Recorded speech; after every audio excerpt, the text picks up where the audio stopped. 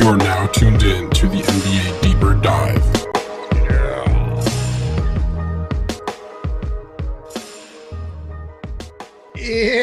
What is going on, everybody? Welcome to the Awesemo.com NBA Deeper Dive presented by Yahoo Daily Fantasy Sports. And what a day it's been in the NBA universe. I'm Dave Loughran at Lafayette_D on the Twitters and the social medias, actually, joined by Adam Scherer at Ship My Money DFS.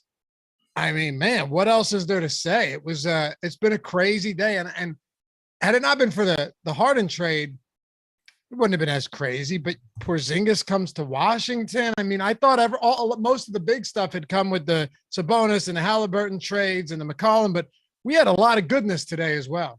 Yeah, I was very pleasantly surprised by the Porzingis trade. I got the notification that they had traded Dinwiddie, and I was like, okay, cool. They got off that contract. I wasn't expecting anything that I cared about coming back. But I mean, Porzingis is at least better than Dinwiddie, and they got off the Bertans deal. So I'm really happy with that.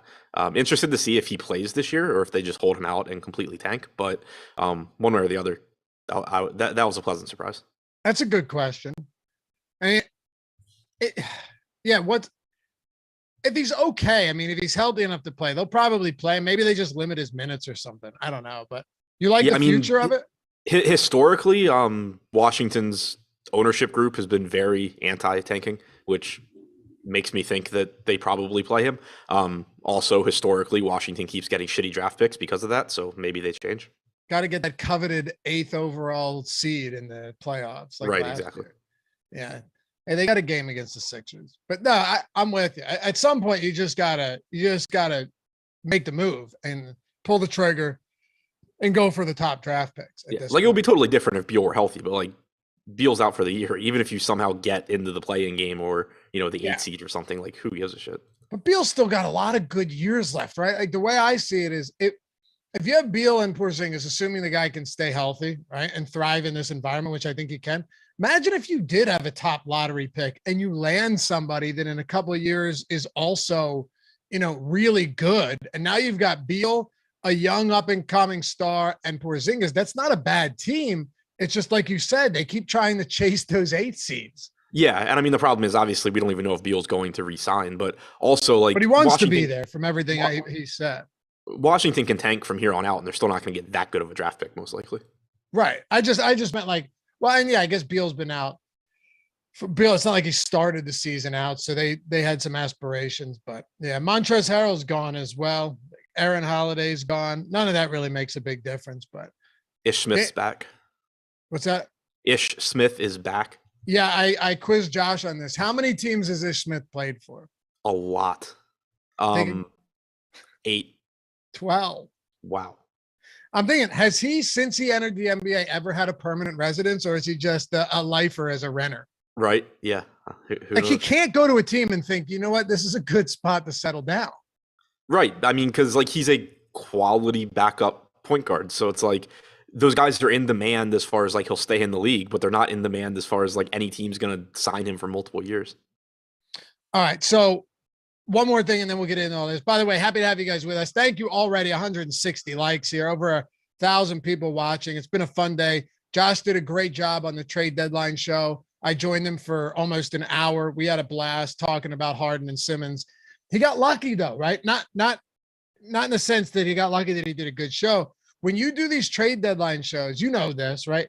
You have to get lucky for them to be good, in the sense of you need a blockbuster. You need a banger to go down. And he already had a decent amount of people watching, but once that Harden Simmons trade hit, right, it just took off. We had 1,100 people watching that show, over that at one point.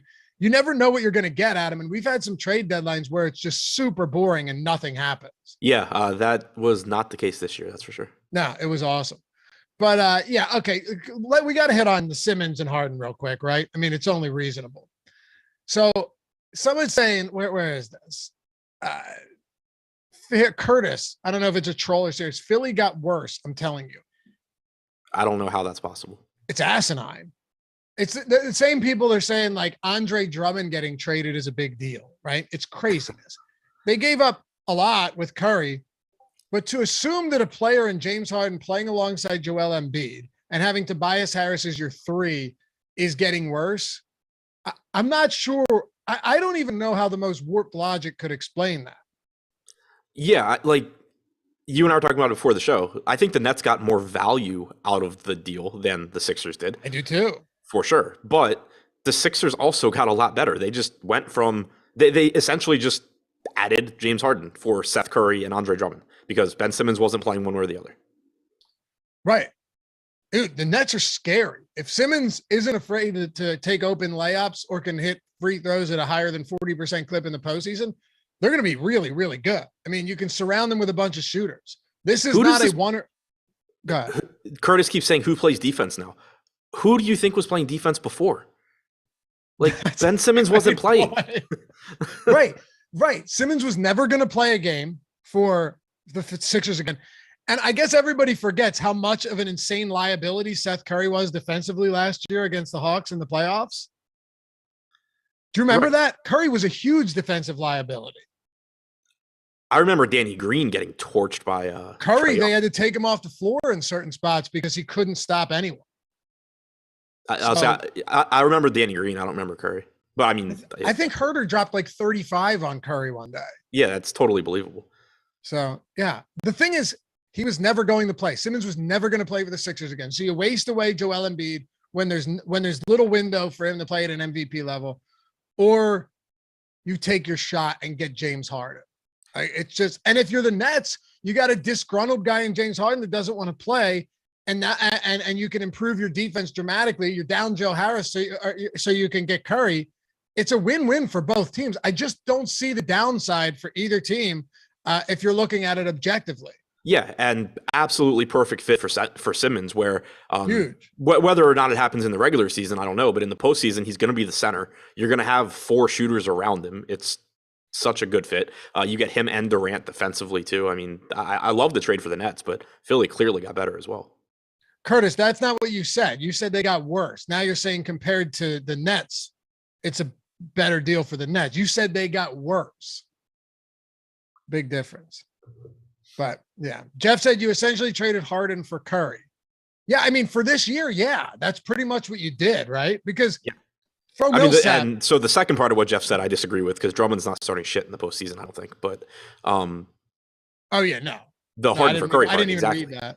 Like that's why I think you can't argue the Sixers didn't get better. Yeah, you have to take your shots when they're there. And B's not going to be doing this forever, man. Now you just got to hope Doc doesn't do something stupid and play like an 11-man rotation in the postseason. Doc would never do anything stupid in the postseason. No, of course. Especially not when he's up 3-1. Yeah. All right. But yeah, both teams look good. Drummond's not starting for the Nets in the postseason. Like, no. I don't know why people keep saying this. Drummond's starting for the Nets in the postseason. The only way that happens if he plays like 5 minutes in the road, even though it wouldn't happen. Right. If you can imagine him starting against Joel Embiid in the postseason, death. I mean, like you said before we did the show, Drummond hated playing against Joel Embiid. Yeah, I mean, it's one of my favorite conspiracy theories is this dude is sick or injured every single time. You always said that. Embiid. I know. It's great. Can you imagine, though, Game 7, Wells Fargo Center, Sixers Nets, Simmons starting at the 5 and having to guard Joel Embiid in Philly, just like the atmosphere of that? Yeah, I guess that's another caveat. Drummond's not starting unless Ben Simmons just decides he's not playing. Listen, if that happens, you're coming to Philly and we're going to that game. Yeah, sounds good. You have to. I mean, that's going to be an all-timer for sure. Yeah, that'll be fun. All right, let's do it. Blake and Claxton aren't starting either. Like, what's that? Josh Gillum said he could start over Blake and Claxton in certain matchups. None of those guys are starting. Like Ben Simmons is the center. This is what you have to understand. If you're starting Claxton or Aldridge or Drummond, what are you doing with Ben Simmons in the postseason? Right. He can't play off the ball unless he's around the paint. Right. You could have great spacing with Mills, Curry, Durant, Kyrie, and Simmons at the 5, or you could have no spacing if you insist on playing Drummond, Claxton, Griffin, Aldridge, whoever. Right. And last, Justin says, since when is Simmons a center? You're not going to start at center when Joel Embiid's on your team. Yeah, he's always been a center. That's kind of the problem. Yeah, exactly. That's why it didn't work, because he's a 6'11" guard who can't shoot or won't shoot. Yeah, where else would you start him in the playoff? Where else? It doesn't make any sense. Because if you're starting Drummond, even if you're like, okay, play Kyrie at the 2 and Simmons at the point. Okay, so when Kyrie and Durant have the ball, which is often, where does Simmons go? What does he do? Right. Simmons has no chance to play center all year. Yeah, I don't think he plays center in the regular season, like at least regularly. In the postseason, though, he's the center. Right. All right. Memphis, Detroit, 250 likes. Thanks, guys. Let's get to 300. Why not? We're having fun today. And Super Bowl ranking show. Going to be shooting the shit, having some drinks, hanging out. Jordan Klein. We're doing a draft. We're doing, best foods, drinks, best Super Bowl, worst Super, a bunch of different stuff. We're going to do a draft.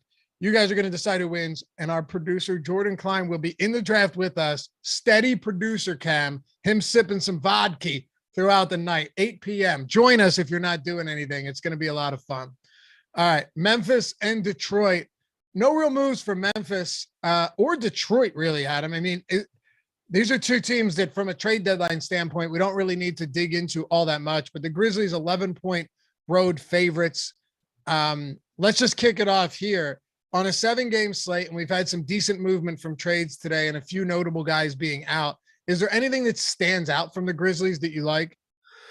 John Morant, kind of. I mean, he can only stand out so much because you obviously have plenty of other spots in that price range that you can go to as well. But I still like Morant. I mean, he's averaged about 1.4 DraftKings points per minute in the games he's played without Brooks and with Jackson this year. You should get 34 minutes or so in a good spot against Detroit. I think he looks very good. Beyond him, it's kind of just secondary options, I think, with Jaren Jackson, with Desmond Bane.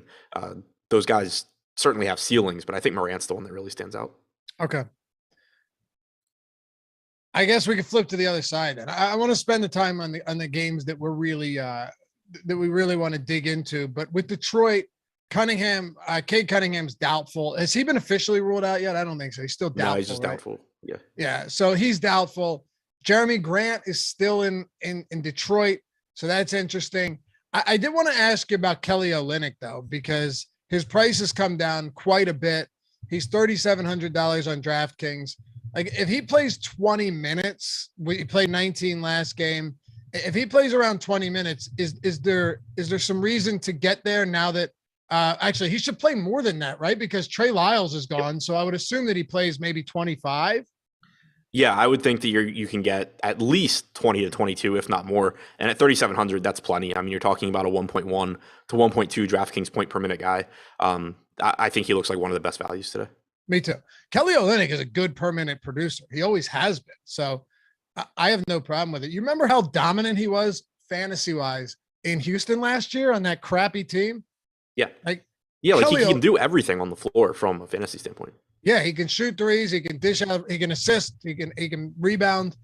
I love him at 3,700. And the reason I like him is if Olynyk only plays 20, 22 minutes, you and I say this all the time with like JaVale McGee and Drummond. If he only plays 20, 22 minutes, he can still crush. If he somehow gets to those additional minutes and soaks up most of Trey Lyles running, maybe he plays like 27, 28, then you're going to really wish you had him if you don't.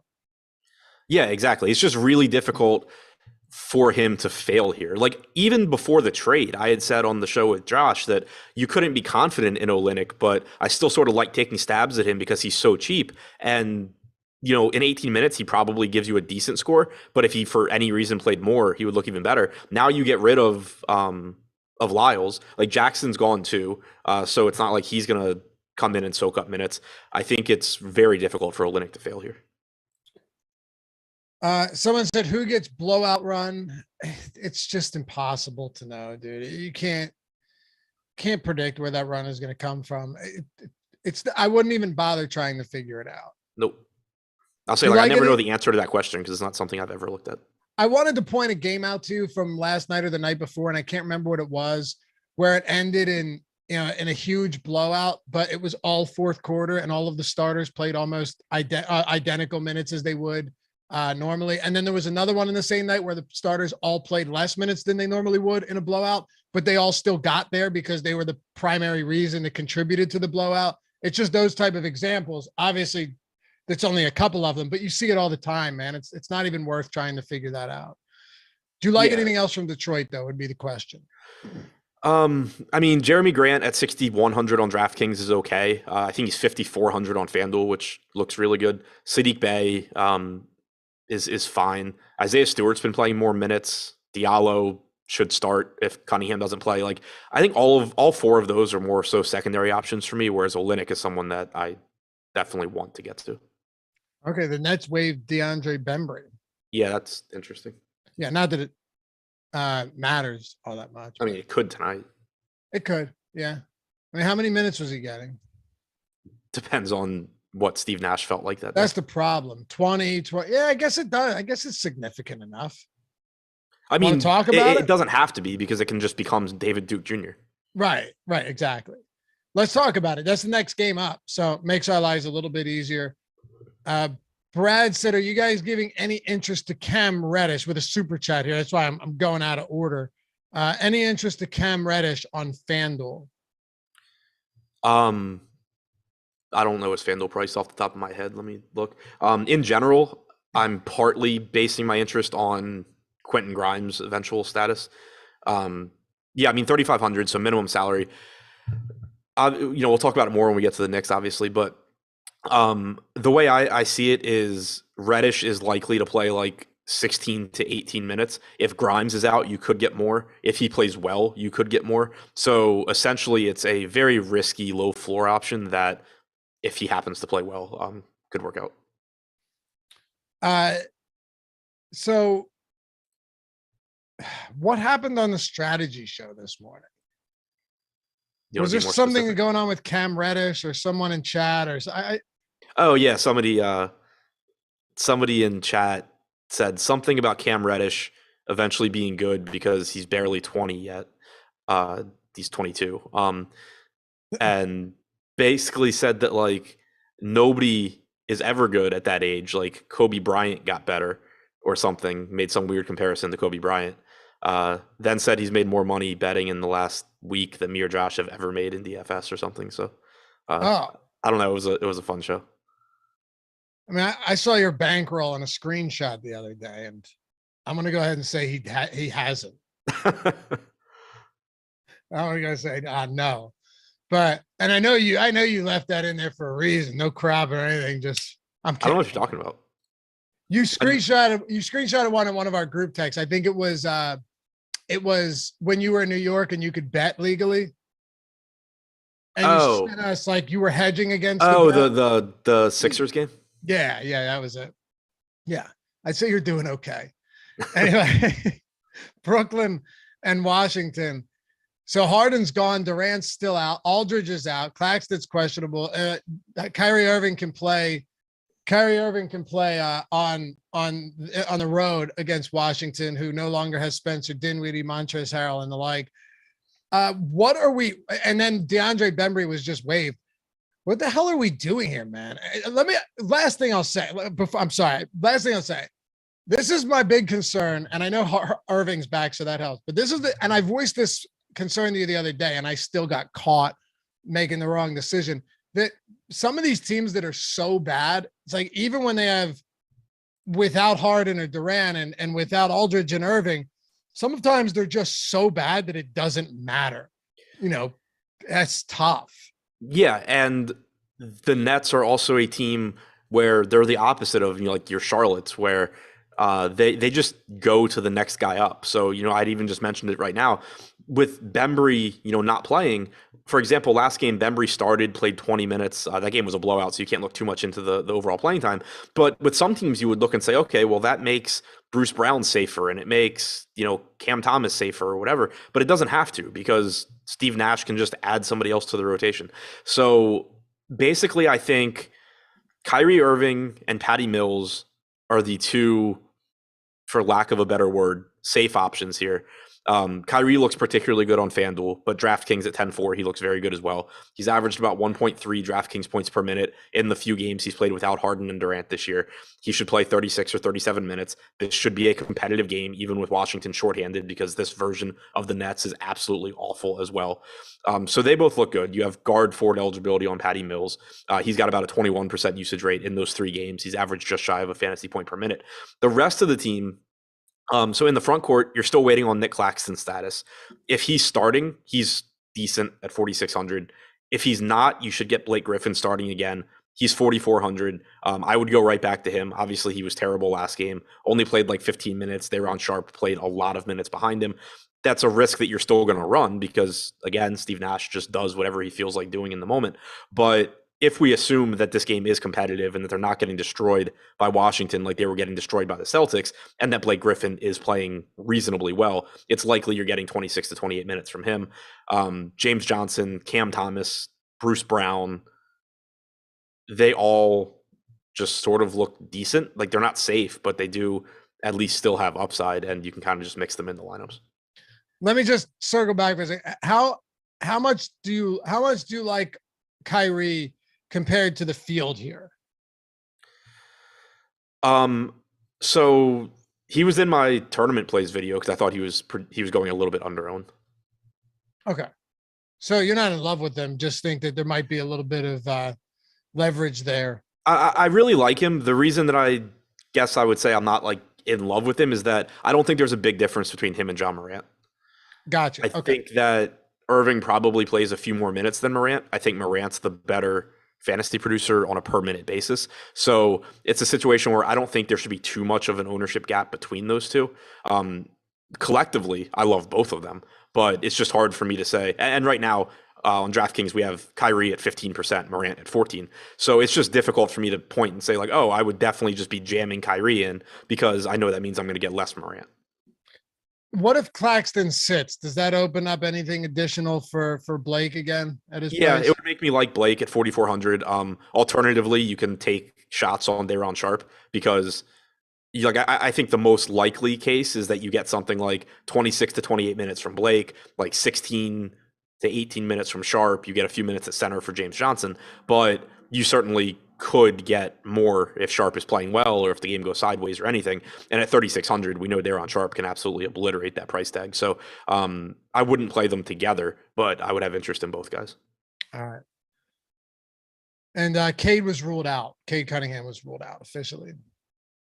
Washington. Yeah, so someone else said also you have Luka. You have Luka at guard. You have the Wizards value that we're about to get to at guard. So that's another reason why it's like I really like Kyrie, I really like Morant. In terms of like exposure percentages, it's just tough to say like, oh, I'm playing 70% of these guys because there's so many good guards tonight. Bill W, what's up, brother? Glad to see you got back from the meeting safe and sober. Olynyk over any of the Washington 3K guys. Bill knows I'm joking. He gets it. Let's talk about this. Perfect timing, Bill. Solid super chat etiquette. And for that, I appreciate you. I'd give it back if I could, but I don't know how. Okay. This is an insane team when it comes to ownership today, right? You've got Hal Neto, you have KCP, you have Kyle, shouldn't say value with Kuzma, but Avdia, Thomas Bryant, Harrell's gone, Gafford's out. It gets intense down here. Corey Kispert. I want to really dive into this though, because once again, a lot of these players aren't particularly good, but they're also this isn't Brooklyn the other day facing a much better Boston team that you and I were DMing about this. That was a 28-2 game in the first quarter. And at halftime, there were 4 starters for Boston that had more individual points than all of the Brooklyn starters combined. But both of these teams are bad, Adam. And Washington just shipped off Dinwiddie and Montrezl Harrell, and Beal's out for the year. So big time ownership coming in on these guys. Yeah, and I think the Wizards tonight are more analogous to like Portland each of the last couple of games where they've had, like 9 guys. Washington is legitimately shorthanded here. They still have bodies. I mean, you have like Cassius Winston and Isaiah Todd and Anthony Gill, but you can be pretty confident that the bulk of the minutes tonight are just going to Kuzma, Bryant, Neto, KCP, Avdia, Kispert, Rui. And you're going to get at least a somewhat condensed rotation. And then you're also, you have insanely cheap price tags. Every player in Washington's rotation, with the exception of Kyle Kuzma, is $3,600 or less on DraftKings. So that's even different than like yesterday with Charlotte, where you had a very condensed rotation with Charlotte. You knew these guys were going to play a ton of minutes, but they still have to score a lot of actual fantasy points for you to be glad you played them at those salaries. Here, you can just fall into 25, 30 DraftKings points and be 8 to 10x your salary with these Wizards guys. So I still think that probably capping it at 3 guys is where I'll be, just because, you do still want to get those raw points somewhere else in your lineup. But if you were going to go to 4 guys, it's more doable on a team like this than on teams where players are more expensive. I do think groups come into play a lot here, and I know somebody We just had a super chat about that, so that's perfect. Yeah. Yeah. So they don't come into play as much as I thought they were going to earlier because, again, the team's just shorter now. But you do have – actually, I guess they're so cheap, I kind of don't care that much anymore. They played a big role earlier, but now the way that I expect this to go is that you probably get 48 minutes at center from Bryant and Rui, potentially a little bit of them alongside each other too. So I think you're probably getting like 24 to 26 minutes from Bryant. You're probably getting 24 to 26 minutes from Rui. As cheap as they are, though, I actually am perfectly fine playing them together just because they can easily both still get there. KCP, I'm expecting to play like 32 minutes or so. Makes him look fantastic at 3,500. He's actually been about a point per minute guy without Dinwiddie or Beal on the floor this year in like 120 minutes. Kuzma, you can play with anybody. He should play a lot. He should be the highest scorer on the team by a pretty wide margin. So he looks great. Don't have any issue playing him with other guys. I think if you were going to set groups, maybe limiting it to 2, like a max 2 of Neto, Avdia, Kispert, because I'm expecting 2 of them to start. I think there's a decent chance 2 of them close, although you could get Kuzma at the 3 and then only one of them closes. But I think that they could kind of devolve into like a hot hand situation where if Denny Avdia is playing well and facilitating well, which we've seen in the past, maybe Neto plays a little bit less or Kispert plays a little bit less or whatever. So I think maybe a max 2 there. But outside of that, I don't care that much about groups. If you were going to play Anthony Gill, I would only play him with max 1 of Bryant or Rui, but he's more of just kind of a low probability dart throw anyway. Yeah, I mean, Rui and Bryant make combined 7,700. So usually we're not big on the type of cannibalization that comes along with 2 centers, but like you said, they could play alongside each other, even though these guys are mutually exclusive in terms of, or mostly in the sense that one of them is going to be on the floor when the other isn't for the most part. They're so cheap that I'm not sure it matters, especially if you're playing the 5, which is, one of the best value positions to get. It is the best value position in DFS. Right. Yeah. It's kind of, I really cared about the groups here this morning because, they still had Dinwiddie and Holiday. And so you had a bunch of really cheap Wizards, and it's like a few of them are going to do well, but you definitely have some negative correlation. Now with those guys gone, there should just be enough minutes that for the most part, I actually don't really care who's together. Somebody said, will Neto start? My guess, and purely a guess, is that you're getting Neto, Kispert, KCP, Kuzma, and Bryant. How many, maybe if we're not too worried about setting groups, that's one thing. How many are you willing to play together? Because we all know all of these guys can't have good games today. Yeah, I mean, ideally it's still 3. They're cheap enough where if you have to go to a 4th, I guess it's fine. But the concern is just still, let's say you put 4 of these guys into a lineup. Your lineup's going to project well probably because they're all good point per dollar projections, but you're limiting yourself to a maximum 4 spots that like can really realistically go get you 50 plus points. It's gonna kind of, I think, paint you into a situation where like, yeah, all of Bryant, Neto, KCP can get like 30, but you still just got a total of 90 points from 3 roster spots, which is a little bit of a problem. Then you talk about the 4th guy, and let's say it's Kuzma, and he goes for 40, you still basically just used half of your lineup and you've gotten like 130 points out of it. So I guess to finalize Bill's question, would any of you play Olynyk over any of these 3K guys for Washington? Yeah, absolutely. Yeah, I mean, play him with them over. It doesn't matter. Yeah. Olynyk, honestly, like if you told, this is the thing, we don't know, but if you told me Olynyk was playing 26 to 28 minutes tonight, I would like him over all of them, to be honest with you. Yeah, it's kind of, this is one of those where I don't think it's an either or. Right. I love Olynyk as a value play, and I love the Wizards guys. I expect to just have a lot of them. And that goes back to the how many per lineup question, too. Like, if I have Thomas Bryant and Kyle Kuzma and Rui in a lineup, I would rather just play Kelly Olynyk than Denny Avdia in that particular lineup. For sure. All right. Oh, last thing. Kyle Kuzma without Dinwiddie and Beal and all of these guys. Is he the type of player we can really assume is going to come out there and rip off, 25 shots today? He's got a 23% usage rate with Beal and Dinwiddie off the floor in about 240 minutes this year. What do you make of him at his price and ownership?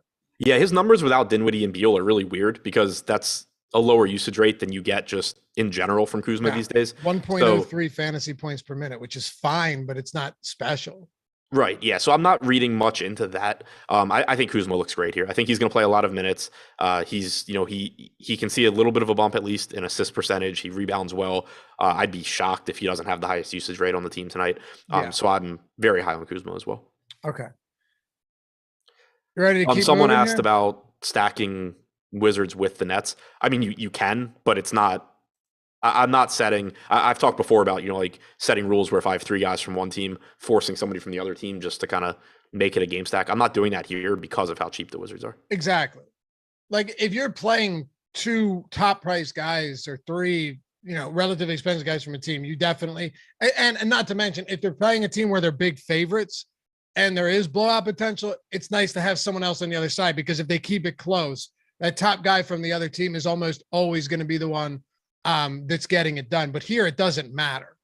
And Right. it's not like anyone good. But like having Irving on the other side, like an Irving Kuzma lineup with some Washington value makes a ton of sense in a game like this. But it doesn't have it's anything to do fine. with I'm the just not forcing correlation. it because the logic behind when I normally will do that is like if you're talking about a team where I'm getting to three guys that are like 6 to 8K, ideally in a tournament, I want those guys getting like 40 or 50 DraftKings points apiece. And if three guys from the same team do that, then chances are it's a very high scoring game and it's a competitive game because they played enough minutes to do that. So that's why I'll do it. But here, when you're talking about the Wizards, if I play Neto and Bryant and Kuzma, I can very easily get 30 apiece from Bryant, Neto, get 40 from, 40, 45 from Kuzma, and the game can still go any direction. It doesn't even mean it was particularly high scoring. For sure. All right. Miami, Tyler Hero, questionable now.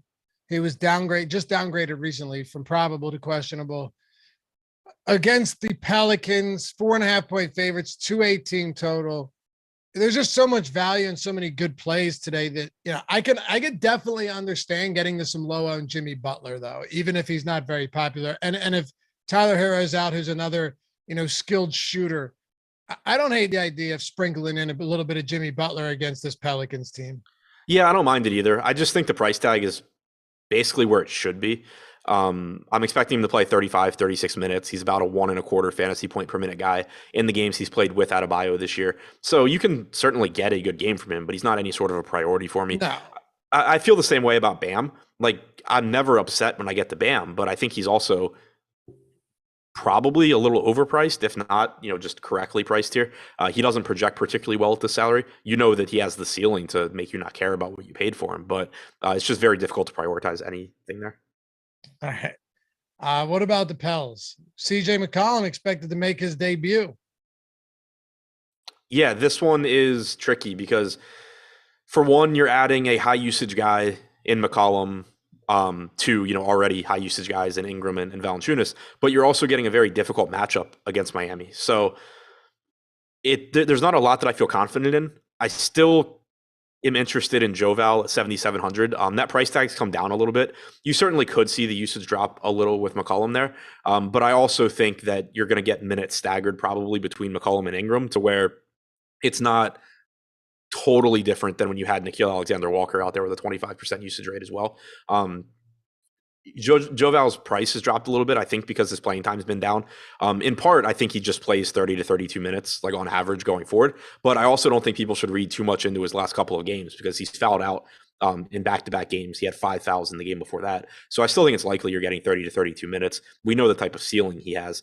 I think it's going to be tough to get to Ingram at that price in this matchup with McCollum there. I don't really trust McCollum in his first game with the team at 8,200. Jackson Hayes, I assume, goes back to the bench and plays like 26 minutes, give or take, makes it difficult to get there. So really the only thing I'm interested in is Joval at 7,700. Yeah, I don't like this team tonight. Joel 7,700 is perfectly fine, but it's not a fun matchup for anybody. Miami's a good defensive team. They're not going to make this a pace up spot. Like Jovel's $29 on Yahoo. I think that's fine, but I would say they're all appropriately owned in our projections right now. Would you agree? Like nobody's really popping as under owned great leverage play. Yeah, exactly. One quick non-related thing to this game. I had seen it in chat and forgot the answer. Somebody asked if I would be capping Wizards players in cash. No, I couldn't care less how many guys I have in cash. Right. No, just let the optimizer do the job for you. Like it's kind of actually the opposite, because like getting, let's say you get 4 of those guys, it actually is giving you a high floor because you don't know for sure if it's going to be Avdia or KCP or right Rui or whatever that has the good game. But you know that even if the Wizards suck tonight, they're going to score at least like 80 points, and sure. you're just kind of getting a lot of that production. So whereas in tournaments, you're capping it because it's hard to get ceiling games from multiple guys on the same team. In cash, you're just kind of trying to get the highest projection you can, and you're actually increasing your floor by getting more pieces from the Wizards. We had another super chat from Jim Wyatt. Utility position Yahoo, Griffin or Neto? I mean, it's definitely Neto. If you're talking about tournaments, Griffin's getting very little ownership. Neto's at 41% right now, second to only Kyrie Irving. If Claxton ends up being ruled out and you're just trying to be different, then Griffin becomes a whole lot more appealing. But I mean, right now, Adam, I don't think it's even a question. Yeah, I think now it's easily Neto. If Claxton is ruled out, it becomes closer. But assuming Neto is starting and giving you like 30 minutes or so, he looks good. Yeah. All right. Hey, Yahoo Daily Fantasy Sports. Jordan, put that on the screen, baby. Throw that link in chat as well. It's in the description. If you want to get a free month of Awesemo Plus Platinum, all you have to do, this is it. All you have to do, click the link in the description or the one that Jordan's throwing in the chat right now, right? Sign up. Not only is Yahoo going to throw you another $10 to play in free play, but you'll also get a $90 value Awesemo Plus Platinum subscription. Everything we have for the entire month, ownership projections, top stack tool, boom bust, lineup builder, everything across the board, you name it. And that's not just for basketball or football, but hockey, and who knows, maybe baseball comes back. Well, if you did it now, you'd have MMA, PGA, NASCAR's back, esports, everything across the board, all those tools for all of our sports, all of which were created by Awesemo himself. And you know, that fella has won a lot of money playing DFS, considering the site has his name on it. So check that out. Seriously, if you haven't done it yet, you've been watching this and you've been dragging your feet, why wait? I mean, there's literally nothing to lose at all. You're gaining a free sub for the month. You can use every tool we have. They'll give you $10 on Yahoo as well. All you got to do is do that, and then they'll email us your info. We'll get you set up. You can hop in our Discord and our premium office hours, where you've got the pros answering your questions every day and helping you out. And you've got the $1 million show, single game baller for the Super Bowl this week. You got the 30K NBA baller today. And really with Yahoo, the payout structure, the contest structure is better than you're going to find, right? A lot of contests pay out 33+% of the field. The one that's paying around 20% of the field is always, you always double up if you're min cashing instead of just wearing yourself out, coming up short all the time. I mean, everything about Yahoo right now with the way that the payouts are and the structure is great. And you get a free month, and you can use all the tools for Yahoo over at Awesemo. So check it out. Use the link in the description or in chat. Also, Yahoo Daily Fantasy Sports, sponsor of the Deeper Dive. Oh, and if you want us to expedite the process, you can actually email us at support@awesemo.com, and we'll try and help you out there.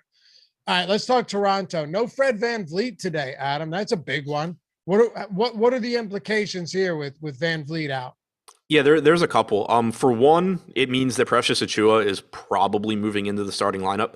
It's likely he gives you anywhere from like 22 to 26 minutes.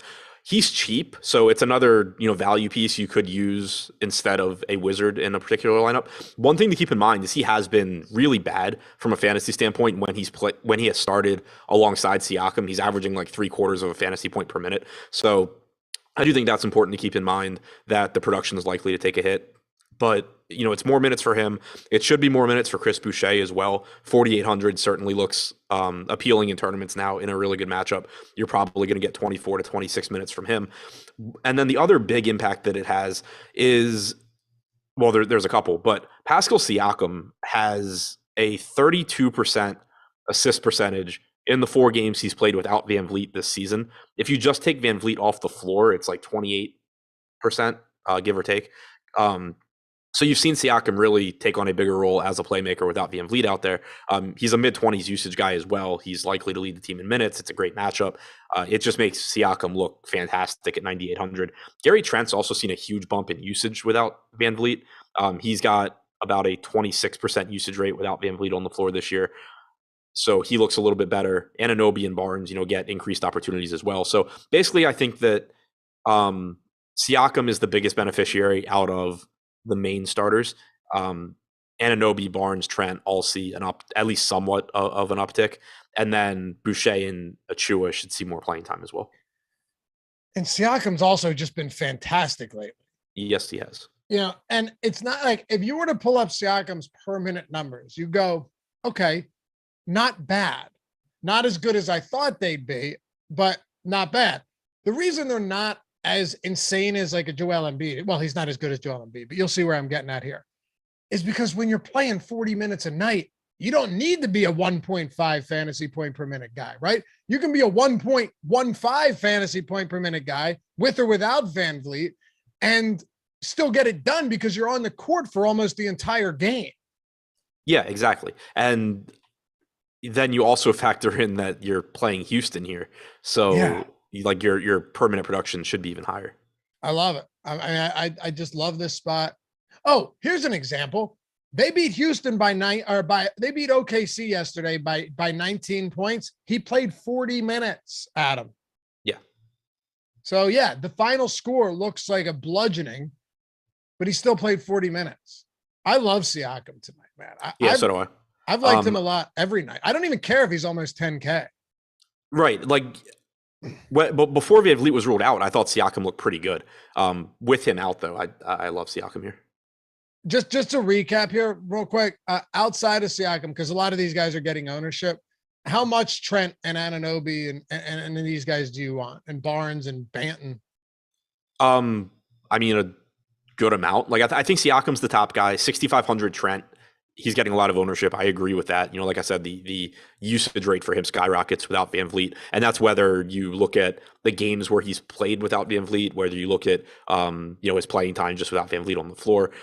And it's also a good matchup. Then I think there's a drop off to Anunoby, Barnes. So I think like right now we have Barnes at 10%. We have Anunoby at 16. Those both seem basically correct to me. Boucher at 9% is a spot that I think I would like to get a little bit more of, just because if he does play 25 or 26 minutes against Houston, he can pretty easily destroy that price. I guess the only issue with Boucher is that you do have so many power forward options that are even cheaper, whether you're talking about Rui or Olynyk, those two in particular, that, maybe it's a little bit tough to get there. But I think the ownership on these guys makes sense across the board. Banton, I'd be wary of his playing time, but he is still only 3,100. It is a good matchup. VanVleet was out on January 25th and 26th. In the first game, you got like 17 minutes from Banton. In the second game, you got mid-20s, but that was a game where I don't remember exactly what happened, if it was a blowout or somebody was in foul trouble, but it wasn't a normal rotation. I think on average, you're probably getting around 18 minutes from Banton, which makes him look like a decent point per dollar option anyway, but he's definitely one of those guys where there's a variety of ways where he could just run into a few more minutes and look very good. Bean Dude says, rang the bell today at the Cancer Treatment Center, boys. Kicked cancer's ass. Let's go, man. That's awesome. Congrats. Cancer's a motherfucker, man. I lost my dad to cancer 3 years ago, so I get it, man. It's rough. So congrats. That is very cool. I love seeing that stuff. Success stories. Now win some money, man. All right, let's talk about Houston. There's no real movement here. There was some talk about, with Josh and I, we're talking about Eric Gordon. He's questionable. I mean, I'm going to assume he's still out today. Are you with me, or do you have him in? I have him in for right now. Okay. I don't really have a strong feel one way or the other, because I don't know if they were just holding him out thinking they were going to trade him, or if it's like a true legitimate injury. I don't think it makes... weird the way he was like, yeah, I'm getting better, but I'm not sure if I'll be good by Thursday. Like the way he said it was kind of like he wasn't going to play. Yeah, I think that's fair too. I don't think it has a huge impact. I mean, it does have an impact because Houston traded, or Houston's missing other guys, and they did move like Daniel Tice. Not that that matters too much, but he wasn't even playing. Right. But it basically, like if you take Gordon out, then you're probably getting more run for Christopher. You're probably getting a little bit more run for Martin and Matthews. Those aren't guys that are priorities, but it does at least make them playable if Gordon's out, whereas it's very difficult to get to them if Gordon's in. You know, Jordan, people say we have a toxic chat, but do you see all of those congratulatory response? Doesn't that just make you happy? I'm serious, man. I love that shit. I almost got chills seeing those flowing in. Everyone congratulating Bean Dude. Love it. Absolutely love it. All right. Do you want to talk about anything else from Houston? Like, is there anybody that stands out to you? Should we, I guess we got to talk about our boy Şengün, right? Yeah. And I knew there was somebody that had been in the rotation that's gone now. Armani Brooks was released. Oh, he was waived. Yeah. He was waived. Right. Yeah, it's like I knew it wasn't tight, but I knew there were at least a few minutes missing. Who Nick else Claxton out for the Nets. Okay, so Griffin becomes a better play. To answer your question earlier, I think I still like, if Neto starts, I still like him more, but I think he's also going to be a lot higher owned, even if Griffin's back in the starting lineup, which he should be. So. Yep, agreed. Yeah, as far as the rest of Houston goes, the actual pieces that really matter, Şengün looks like the priority from the team. He's still only 4,800 on DraftKings, has power forward center eligibility. This is another guy, that I think is it's one of the guys that makes it tough to get to a lot of Chris Boucher. But he's, a good option, not a great matchup, but should give you 27, 28 minutes here. Solid, point per minute guy. The other four starters, I think, are just all secondary tournament options. Wood's likely to give you 33 to 34 minutes. Same goes for Porter. You should get around 30 from Tate, probably 32 from Green. I think they're all basically correctly priced, but that means that they're not going to be that popular. Right now, we have Wood at 11%, Porter at 8%, Tate at 4%, Green at 2%. Those are just guys that you're probably not going to get a lot of, but in any individual lineup, if you have Washington guys that are popular and then you have Siakam or whatever, and you just need a low-owned guy that still has the potential to really exceed his salary, I think any of the other Rockets fit the bill. How many minutes does Şengün tonight? 27, 28. Okay. I mean, I wonder if eventually we're just going to start seeing him play 35. You could. I mean, it's tough because you definitely can't project that. But at the same time, for sure. 2 games ago, he was in foul trouble in the first half. He picked up 3 fouls. Last game, he played 28 and a half minutes. But he didn't close. They closed with Tate, Green, Porter, Wood, and Matthews. So, is that basically they didn't want to play him more than 28 minutes? Or is there some game where he plays 33 minutes and is in the closing lineup? Right. At his current price tag, I don't think it matters too much. It will get to a point soon where it's like, okay, he's $6K. Do I really want to be playing 28 minutes of Şengün? For now, I don't really care if he's limited to 28, 29 minutes or not. Shit, we still have 3 games to go. Bean Dude had to go and beat cancer and slow us all down. No. Obviously, I'm joking, Jordan. Relax. I just congratulated the dude 18 times. All right, Clippers. Clippers and Dallas. No, I think we spent 15 minutes at the top of the show talking about the trades. We had to. That's why. And then we spent, I think, 15 minutes talking about the Wizards. Yeah, that's true. All right, Clippers and Dallas. What are you doing with the Clippers today? This has been a team I know you just have not been. We really haven't been talking about all that much. Yeah, and still pretty much the same thing here. I mean, they're just playing so many guys. They did, trade Serge Ibaka, but he didn't play last game anyway. It's just tough to get to much of anything. If you want to gamble on one of the centers, I think that's reasonable. Like if Ivica Zubac were to play 24 minutes at 3,900, there's a decent chance he does well. I'm not confident at all that he gets there though. Same kind of thing with Hartenstein at 3,800. I think he probably plays around 16 minutes. If for some reason he plays more, he could do well. But I would gamble on Daron Sharp before I would gamble on Hartenstein. For the rest of the team, I mean, it's just I have a hard time getting enough minutes for Reggie Jackson or Morris or Powell or Covington, like any of these guys to really be good plays. Nick Batum at 3,700 could play 26 minutes and be okay. I still have very little confidence there though. So basically it's just a team that I'm not interested in unless you're talking about one of the cheap guys and basically just hoping to get lucky on a Zubac or a Hartenstein or a Batum. Nets have 10 available. That's what we expected though, right? I mean, with Claxton out, I don't think we're getting any news there. I think so, yeah. So Irving, Mills, Thomas, Johnson, Griffin, Brown, Edwards, Duke, Carter, Sharp. That's what we expected, yeah. Did you say Thomas? Yeah. Yeah, Thomas, Johnson, Edward. Yeah. That's it. Hey, by the way, 47 likes to 500. We're almost there. We got over 2,700 people watching on trade deadline day. A lot of you guys hung out with Josh and myself this afternoon. A lot of you are going to hang out with us tonight for the Super Bowl ranking show. Get a little tuned up with us. Why not? Have some fun as we prepare for the Super Bowl. And then, of course, hang out after this show, live before lock, coming up next with Greg and Eric, 30-minute post-lock show as well for Yahoo. I mean, just let's chill all night, man. Let's do this thing. Do it right. How about Dallas? Porzingis is gone, but he hadn't been playing anyway, Adam. So I don't really know how much changes at all, just from the trade deadline standpoint. It's not like Dinwiddie's playing tonight. So this team is exactly what they were before the trade from a DFS standpoint tonight. Yeah, exactly. I think you can just approach it the same way. Luka looks great. The only thing that makes it difficult to get to Luka somewhat is that, like, he is $2,000 more expensive than Morant. He is $2,000 more expensive than Kyrie. You have kind of a free square in Howell Neto. And, there's obviously other guards to get to as well. So that's kind of the issue, but also there's just so much value that it's not tough to get to Luka, if you want to. So I think he looks great. I think he looks, I think it's a good spot for him.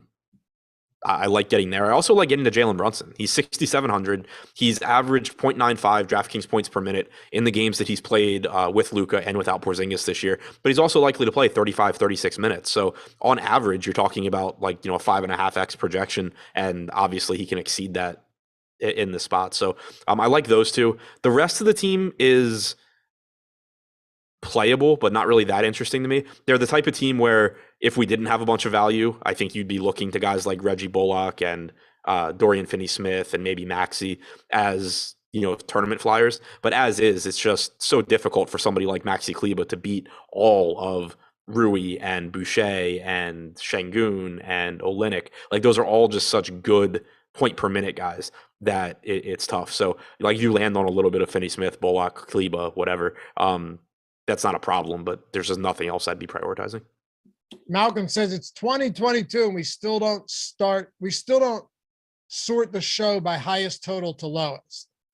If we did that today, one of the last games we talk about would be the Wizards and Brooklyn Nets, and you would not like that. Yeah. You know what I mean, though? We'd be running out of time talking about the game that has the highest owned players on the slate. So yeah, exactly. Doesn't always work like that. We got 2 to go. Plus, we're doing fine. If we go a couple minutes over, Eric and Greg will probably thank me for it. New York Knicks, Golden State Warriors. And by the way, 550 likes. Thanks, guys. Appreciate you. I knew we'd get there easily. I mean, we're just cruising at this point. Subscribe to the channel, too. And if you want to join, hit that join down below. Get the emojis, custom badges, the super chats, free super chats each month. And always with your questions and comments, we'll prioritize those bad boys with our premium Discord members. And last thing. We got free content on the site today. If you're not a member yet, you could go to awesemo.com/join, do a week, a month, a year, whatever you want to do. One sport, all sport. I talked about the tools earlier, so you can get in on that, get access to the best tools out there. But if you just want to take a peek, player projections for NBA are free today and ownership projections for NHL. So we got you covered on that front. New York Knicks, Adam, no moves. People are pissed. You go on Twitter, people not happy with the New York Knicks, but it looks like Robinson and Noel are going to be game time decisions. Meanwhile, RJ Barrett is out for this one. So naturally, Alec Burks is going to be somewhat popular today. It's never fun going to a value Alec Burks when he isn't dumpster diving cheap. He's almost 5K. It's never fun. No, it's not. He's a 0.9 fantasy point per minute guy. He's probably going to play 30 minutes. If he's playing well, he could play more. But he's got point guard, small forward eligibility. He's just another guy that falls into that, close to 5K price range that looks like a pretty solid value tonight, projected for 17% ownership. I don't have any issues there. There are a couple of other pieces, though, that I think are interesting on the Knicks. For one, the front court is still questionable, so that makes it, kind of difficult to talk about right now. If Mitchell Robinson's in, he's fine. If he's out and Noel is starting, Noel looks like another very cheap value option. If they're both out, you get another $3,300 value option in Taj Gibson. So whoever is starting at center for the Knicks is a reasonable option. Just don't know yet who it's going to be. But With RJ Barrett out, there are a couple of other potential ways that this could go. Julius Randle, 9,100, has a 28.9% usage rate without RJ Barrett on the floor this year. You could certainly see a little bit of increased production from him. He's reasonably priced. But Kemba Walker, as scary as he is, he's only 3,900 on DraftKings. I think he's 4K on FanDuel. There's a couple of different ways he could get here tonight, and it makes him really interesting to me. He's only projected for 4% ownership on DraftKings, but he could play more minutes. Like, he's been playing, 22 minutes or so. He could just play more, and you'll be one of the guys that soaks up a few extra minutes from Barrett. But also, this season, when he's shared the floor with both of Randall and Barrett, he's averaged 0.88 DraftKings points per minute. He has a 20.6% usage rate. If you take Barrett off and you leave Randall on the floor, it's like 115 to 120 minute sample size. But Kemba's usage rate goes from 20.5% to 23.5%, and he goes from averaging 0.88 DraftKings points per minute to about 1.1. So that's another way he could get there at this cheap price tag. Even if he only plays 22 to 24 minutes, if he continues to get more shots up and produce at that level, then he's going to pay it off. If he plays more minutes, even if he produces at a lower level, he's going to pay it off. So I do like Kemba quite a bit, especially at this low ownership. Okay. Do you like anything from Golden State? Not really. I think any of Steph, Thompson, Wiggins are fine, but we have seen, Curry's production drop as a result of Clay playing. Same goes for Wiggins. Thompson's likely to play 28 minutes or so, but is pretty much priced correctly. I basically just see that those guys as like tournament flyers that I don't really care too much about one or the other. If you want to take a shot at Kuminga with Porter out, that's okay too. But overall, I don't think they're a particularly interesting team. All right. So, yeah, you're right, Steven. We're a family, a dysfunctional one, but a family. Yes, you're right. It's a fun chat around there, especially the dog piling when the people come in and then chat just tears them to pieces. But they do it in a good way, in a wholesome way, the way we like. Super chat from Brian, using the free super chat. Any concerns playing Brunson and Doncic today? He actually came in with the super chat etiquette, and I missed it, Adam, when we were on Dallas. So you can hit on that real quick. Any concern playing them together? Yeah, Brunson and Doncic. I mean, it's not ideal, but it's still fine. Like, you can still get 40 from Brunson and 60 from Luka. The biggest concern, I guess, would be that the Clippers probably don't hang in that game. Yeah. But yeah, like, I'm not going to set a rule against it. I'm also just not going to get to that all that often. And Bill WS, single entry on DraftKings, fade Giannis and Doncic to get to Irving, Morant, Siakam. Sure. Like, yeah, I have no problem. Like, I don't view it as it's kind of like the Olynyk over the Washington guys question. Like, either is fine. Right. Yeah. I don't view it as like, I'm not looking at this slate like, oh, the edge is not playing Giannis and Luka. Right. But if you get to those guys, that also is fine because they obviously are all very, very good plays. For sure. All right. Where are we at? Milwaukee, Phoenix. No, I was just reading chat. Yeah. All right. All right, let's close it out. Eric and Greg coming up next too. Milwaukee and Phoenix. You got the Bucks coming into Phoenix. This team looks good, man. Buzzsaw right now, but they're 3-point dogs against the Sun. 233.5 total. Let's dive into this one before we sign off for the day. Where are we going with Giannis? I mean, Bill asked the question. I think you're right in saying it's not like you have to play Giannis, you have to play Doncic. But with so much value, there are ways to say, all right, in lieu of two 12K guys, which is insanely, I think, actually doable today, you can go with 3-9 or like a 9 and 2 10K guys. There's a lot of different ways to make it work. Yeah, exactly. The one thing that really stands out to me right now is that Giannis is basically projected for half the ownership of Luka. And like, yeah, I prefer Luka between the two, but I think it's really close. And you for sure have the same type of ceiling. I mean, Giannis last game, I think, scored 80-something DraftKings points. So you can't tell me that like he can't do the same thing as Luka can. So that's really interesting to me. He also has a little bit more flexibility because he has power forward and center, whereas Luka's only a point guard. So I do, even though Giannis doesn't project quite as well, I do like the idea of getting to Giannis over Luka in tournaments as a way to, not that he's like low owned, but just as a way to sort of lower the total ownership in your lineup. Beyond that, I think Portis is the second best option for me from Milwaukee. 6,800 should play 32 minutes or so. And then Holiday, Middleton are just kind of secondary options that I think are priced a little bit more correctly. Gabriel with a super chat, an untimely one, Gabriel. I'm kidding. Can you rank Bane, Brunson, Cam Thomas at shooting guard on FanDuel? Bane, Brunson, and Cam Thomas. Bane, Brunson, and Thomas. All right, so Brunson's 5,900, Bane is 6K, and Thomas is like 6,600, right? Or something. Thomas is 6K. Okay, so they're basically the same price. I think it's Brunson, Bane, Thomas. All right, let's wrap it up with Phoenix. Booker dropped below 9K on DraftKings. So, yeah, it's insane. With the way that he's playing, that's mind-blowing. I know it's a relatively tough spot, but huge total in this game. Both teams very good, both sides of the floor. But Booker at sub 9K is pretty wild.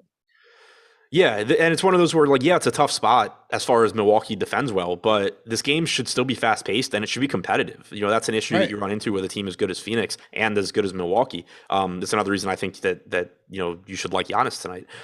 You're probably getting 38-plus minutes from Devin Booker at a sub-9K price tag. Makes him look fantastic. He's just another, you know, very high upside guard option that's underpriced. Chris Paul, not underpriced to the same extent as Booker at 9,200, but he is playing more minutes without Cameron Payne. I think you can expect, you know, 36 plus minutes from Paul, assuming this game's competitive. So he looks good as well. DeAndre Ayton at 6,600 finally played 30 minutes last game. He's a viable tournament option, although I think the kind of optimal roster construction is probably going to involve paying down at center or using the center spot on somebody like Siakam or Giannis. So that's, you know, one thing to keep in mind. But if you do end up in the mid-range, I think Ayton looks pretty good as well. All right. Nelson Figueroa, welcome to Team Awesemo, man. Happy to have you here. Gabriel, I was just kidding, man. It's cool. I appreciate it. We're good. Greg and Eric don't mind. Anyway, got about 3,000 watching. Greg, Eric, coming up next. 625 likes. Appreciate you. I think we get to 700, like, in the next 10 seconds. Shout out to Jordan Klein, as always. Best producer in the land. He's going to be with us tonight, 8 o'clock Eastern. I can't wait. This is going to be a fun show. Adam, any thoughts before we go? No, that's it. All right. And Bean Dude is in chat all the time, hanging out.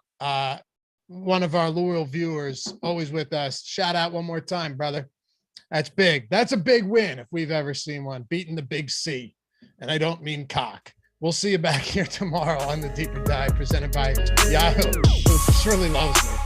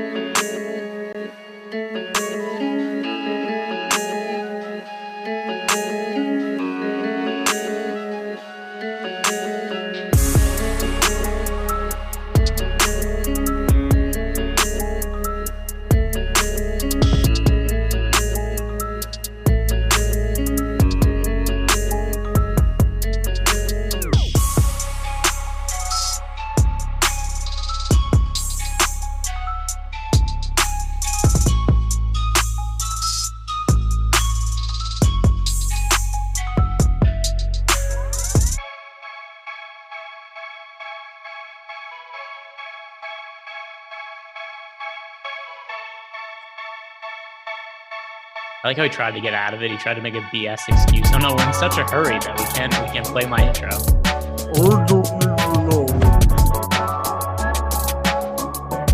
There's a dart in your neck. You are now tuned in to NBA Live Before Lock. Why don't you just record a different one? Legitimately, were you trying? Were you trying? You weren't trying when you did that. Welcome, everybody, to the NBA Live Before Lock show, presented by Yahoo Fantasy. That was the lovely, soothing, not satanic voice of Jordan Klein, getting us ready to go here on this show. It's been an eventful Thursday in the NBA. It's been fire. We've got a Super Bowl show coming up after this, but we first have an hour. Well, it would have been an hour and a half if Lafayette had been on time, but for once, it wasn't my fault. We have 81 minutes of Greg Ehrenberg and myself at G Ehrenberg on at G Ehrenberg DFS on the Twitters. That's where you need to go follow him. Greg, how is your Thursday going, my dude? Oh, it's going good. Enjoyed the NBA trade deadline. Got to argue with people on Twitter. A lot of my favorite things. Also, Jordan, who every single day now we do the show he's hosting. He tries to find a way to get out of playing his intro voice. There's always some dumb excuse. Today he's like, oh, we're short on time. We're running late. We don't have time for the intro, as if it's something that lasts for 10 minutes. Jordan, just record a new one, and then you don't have to listen to it anymore. Everybody's like, haircut, my dude. No, I just decided I got these Power Beats Pros, and I've kind of gone back and forth trying to figure out whether or not I like them more or I like the over the headphones kind of thing. But these are kind of slick. I don't have a cord in my way anymore, which is kind of nice that connects to the mic. So thank you so much for everybody noticing my hair for once. This is what my face looks like. Can I tell you one thing funny about it, though? From this angle, you kind of look like Elvis. It looks like you have sideburns. Does it really? Yeah, the way the earbuds stick out, it just looks like when you're just looking straight forward at the camera, it looks like Elvis sideburns.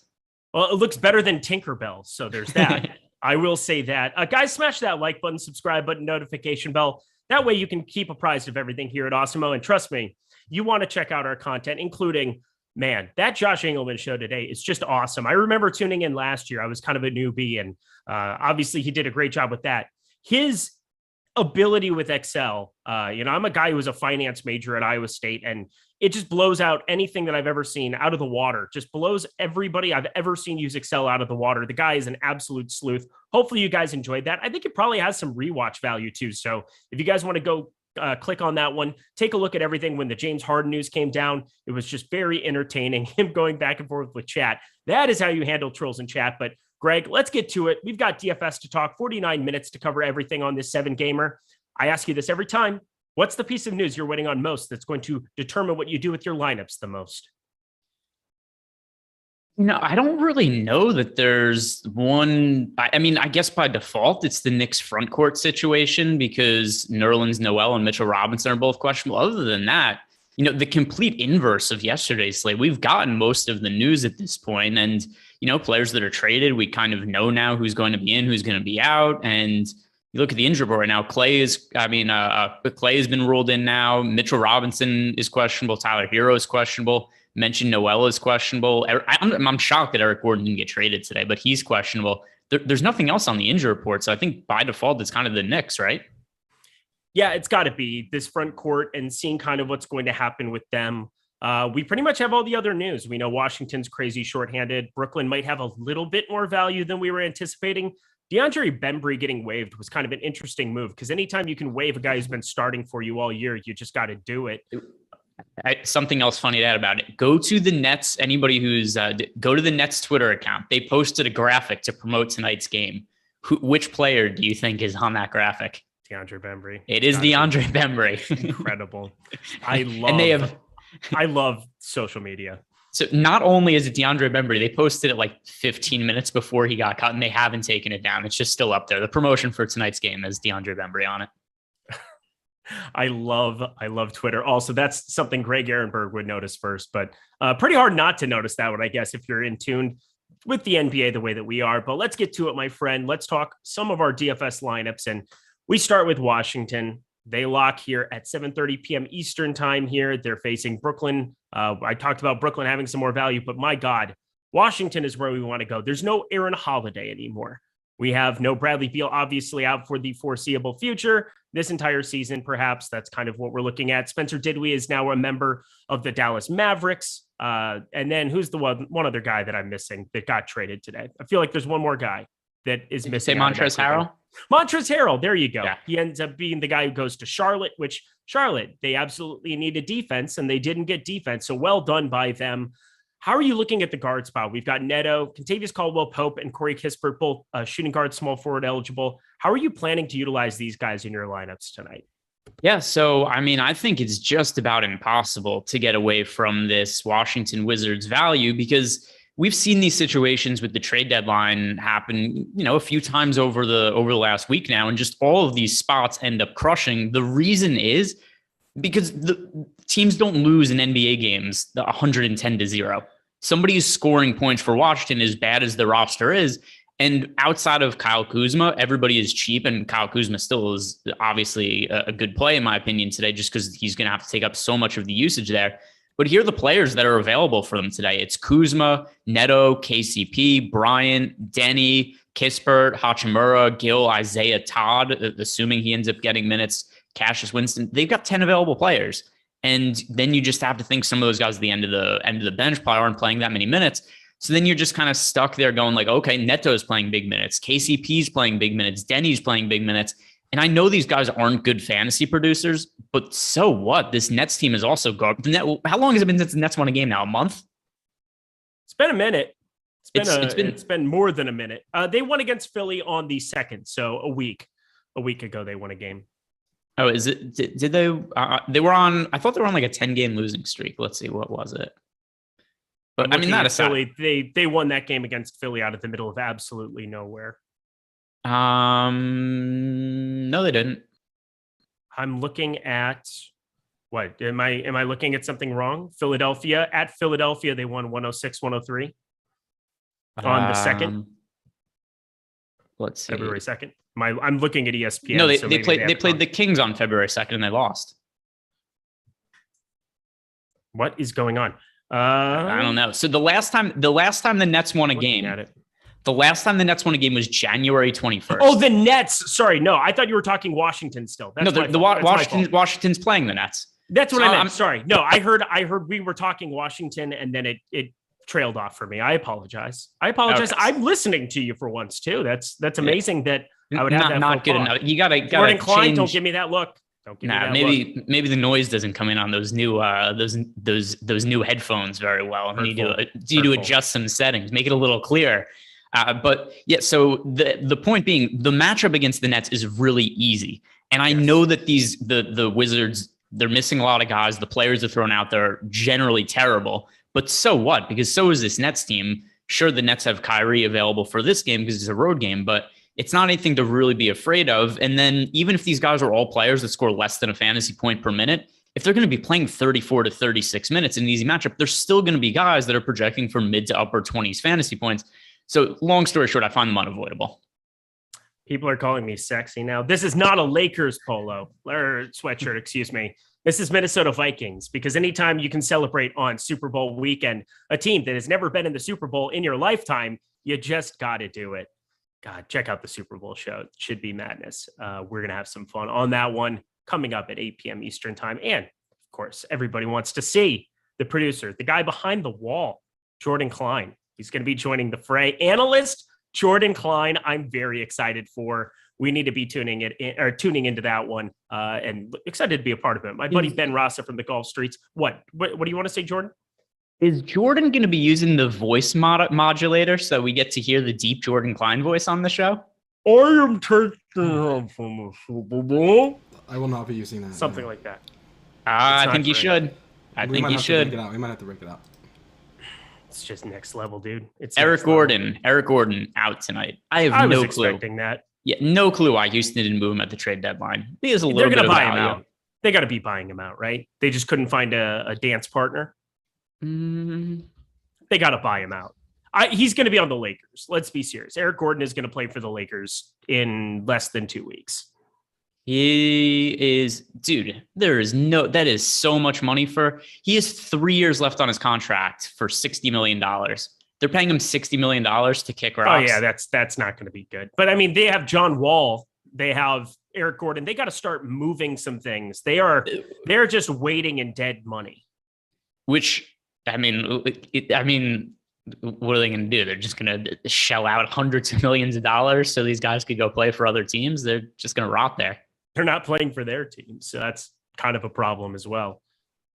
I don't know. Yeah. John Wall, that's so fascinating. I'm surprised nothing happened out of Houston. Jeremy Grant, we'll get to that situation. Obviously, no Cade Cunningham here today. But let's keep going here at the guard position. We talked about Washington. We talked a little bit about Brooklyn.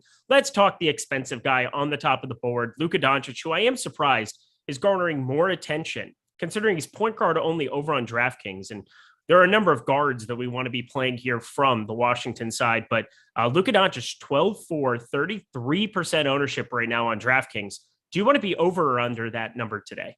I am over that number. It's just not difficult for me. Once again, it's the same situation that we've seen so much as of late. There's unlimited value. We've got a lot of guys to spend up for. I have Doncic projected as the highest fantasy point producer on the slate by a pretty decent margin over everybody else. I have him a few fantasy points ahead of Giannis, who's second. Considering the amount of value we have on the slate, I mean, I have some lineups that have Giannis and Luka in them. It's not that problematic for today. So I'm paying up for Luka a whole bunch today, and I have no issues with that at all.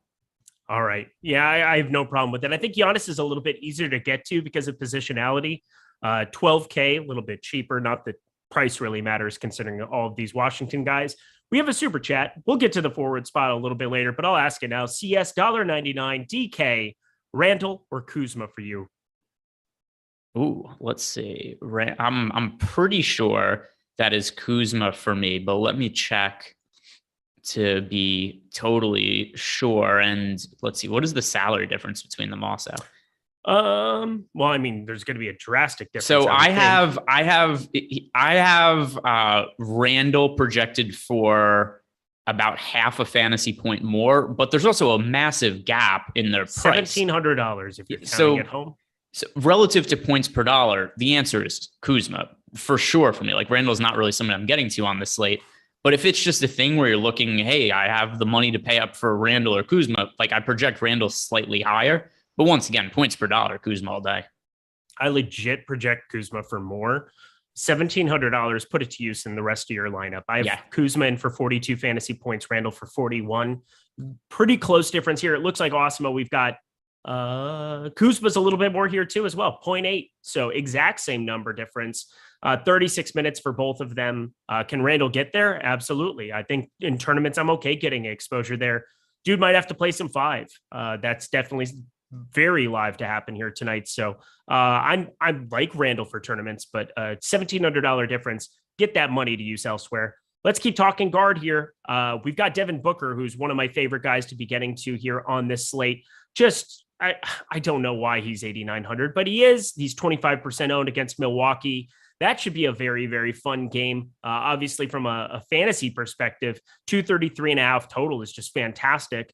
Game environment's phenomenal here. But Chris Paul is 9,200, and he's at 20.5%. And I feel like that's a little bit bulky for me there at 9,200. I'm looking to trim him and go overweight on Devin Booker. How do you plan to handle this Suns backcourt in a phenomenal game environment? Yeah, I'm in the same exact situation as you. And if I'm looking at my overall exposures on this slate, I'm getting to a lot of Giannis. I'm getting to a lot of Luka. But in lineups where I don't have the space to get in both of those starters, by the way, actually, my single entry lineup right now on DK, my highest projected lineup in my projections, it actually has Luka and Giannis both in it. But in lineups where I'm not able to get to one of them, Devin Booker is my favorite pay-up option, like in the next tier of players. Once we start to get below the 10,000 range, we're looking for the next guys.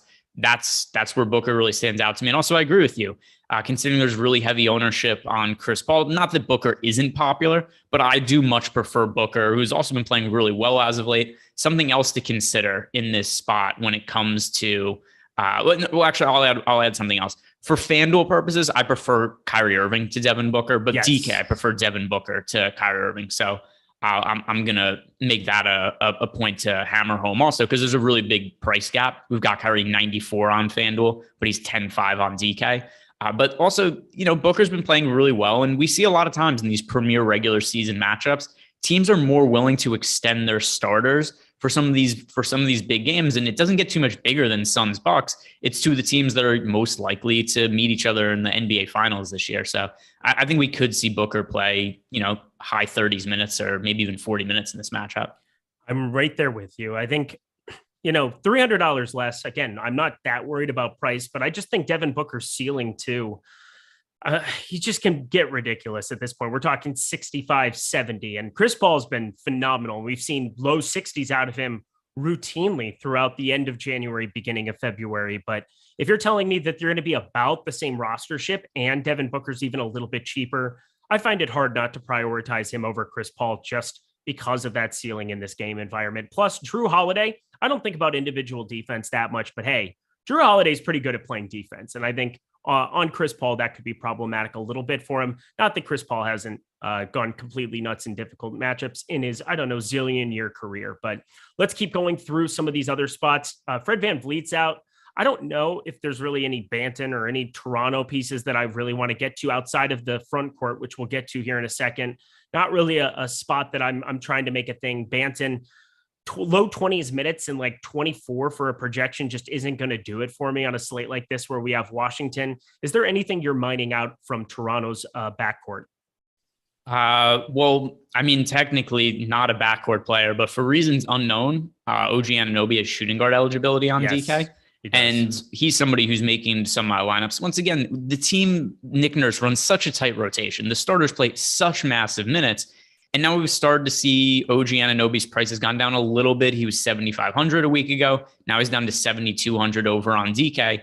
And, look at the minutes he's played as, like 37, 38, 35, 42. He's going to play really big minutes today. And there's extra usage to go around without Fred VanVleet. So because he's a shooting guard for no reason whatsoever on DK, he qualifies for the question. All right. We got lots of super chats coming in here. You guys are the best. We always appreciate seeing these and fire them up whenever you want. We'll get to them as soon as we humanly possibly can. Bill W., routine funder of this program, $2. DK Cash, Diallo or Burks, then Irving or Morant. So first, Diallo, Burks, and then Irving, Morant. I wouldn't play Diallo or Burks in cash today. I would not either. It's just not necessary with all of the value that's on the Wizards.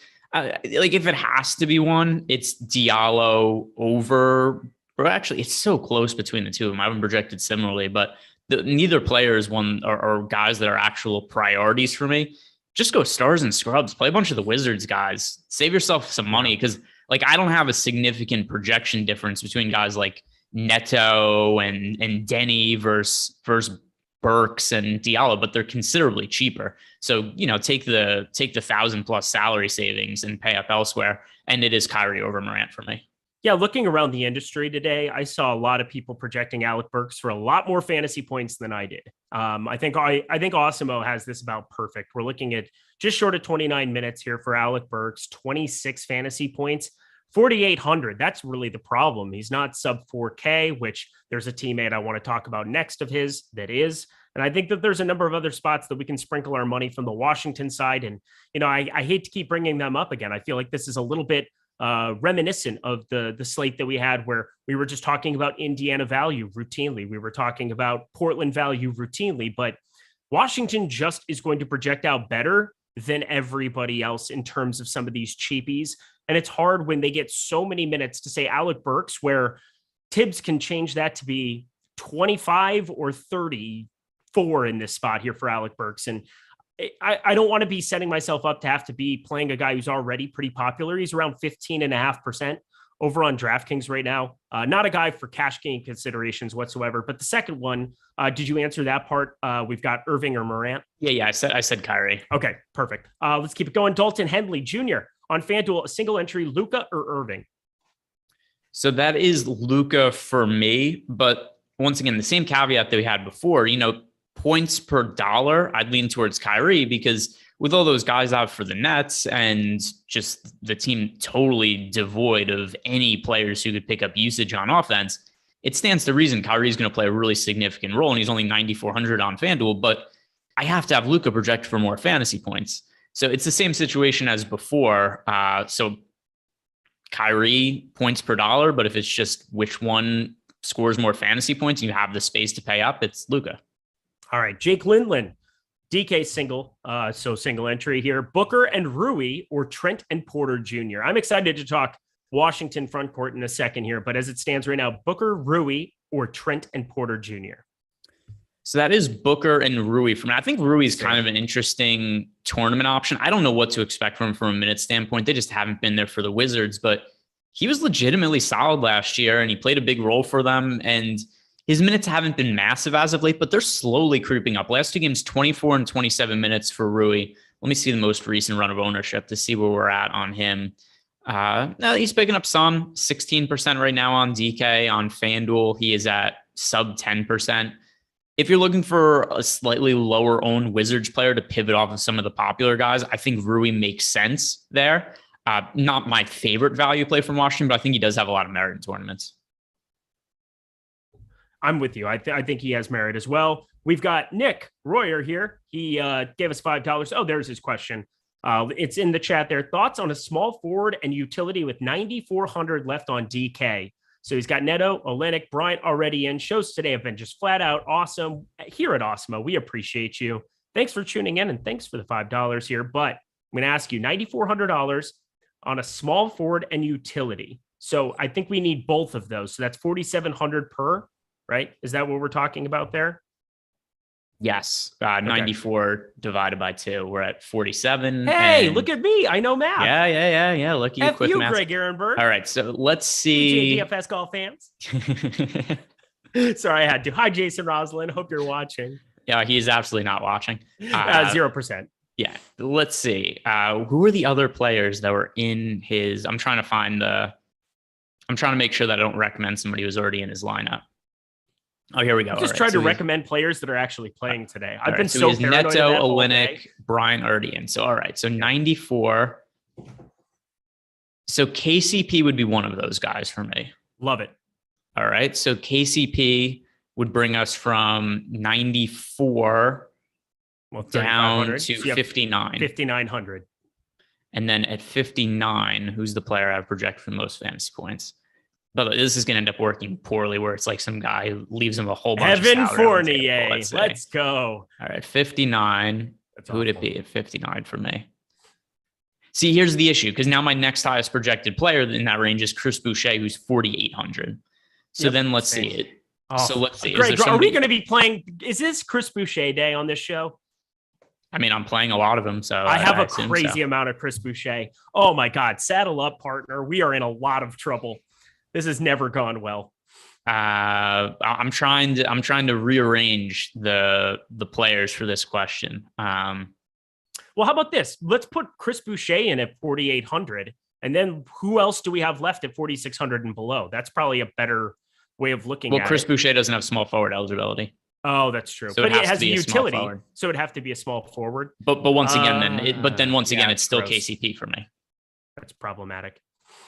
Yeah. But is there anybody that you have projected 4,800 and below, projected higher than KCP? No, because there's a massive difference. No, KCP's 58, massively different. Yeah. So I think, well, just spend up elsewhere, right? I think you probably want to be getting KCP, and then Boucher is in my player pool. He's not like the highest priority for me on this list, but I do like Chris Boucher a whole bunch. And those are two guys who at least make it in that salary range that you were asking for. I thought I was going to come in with the Chris Boucher. Why do I have 40% of this guy in the field has like 6% of him take today? But apparently I'm not alone. I'm excited for that discussion. Wait, by the way, what percentage did you say you have?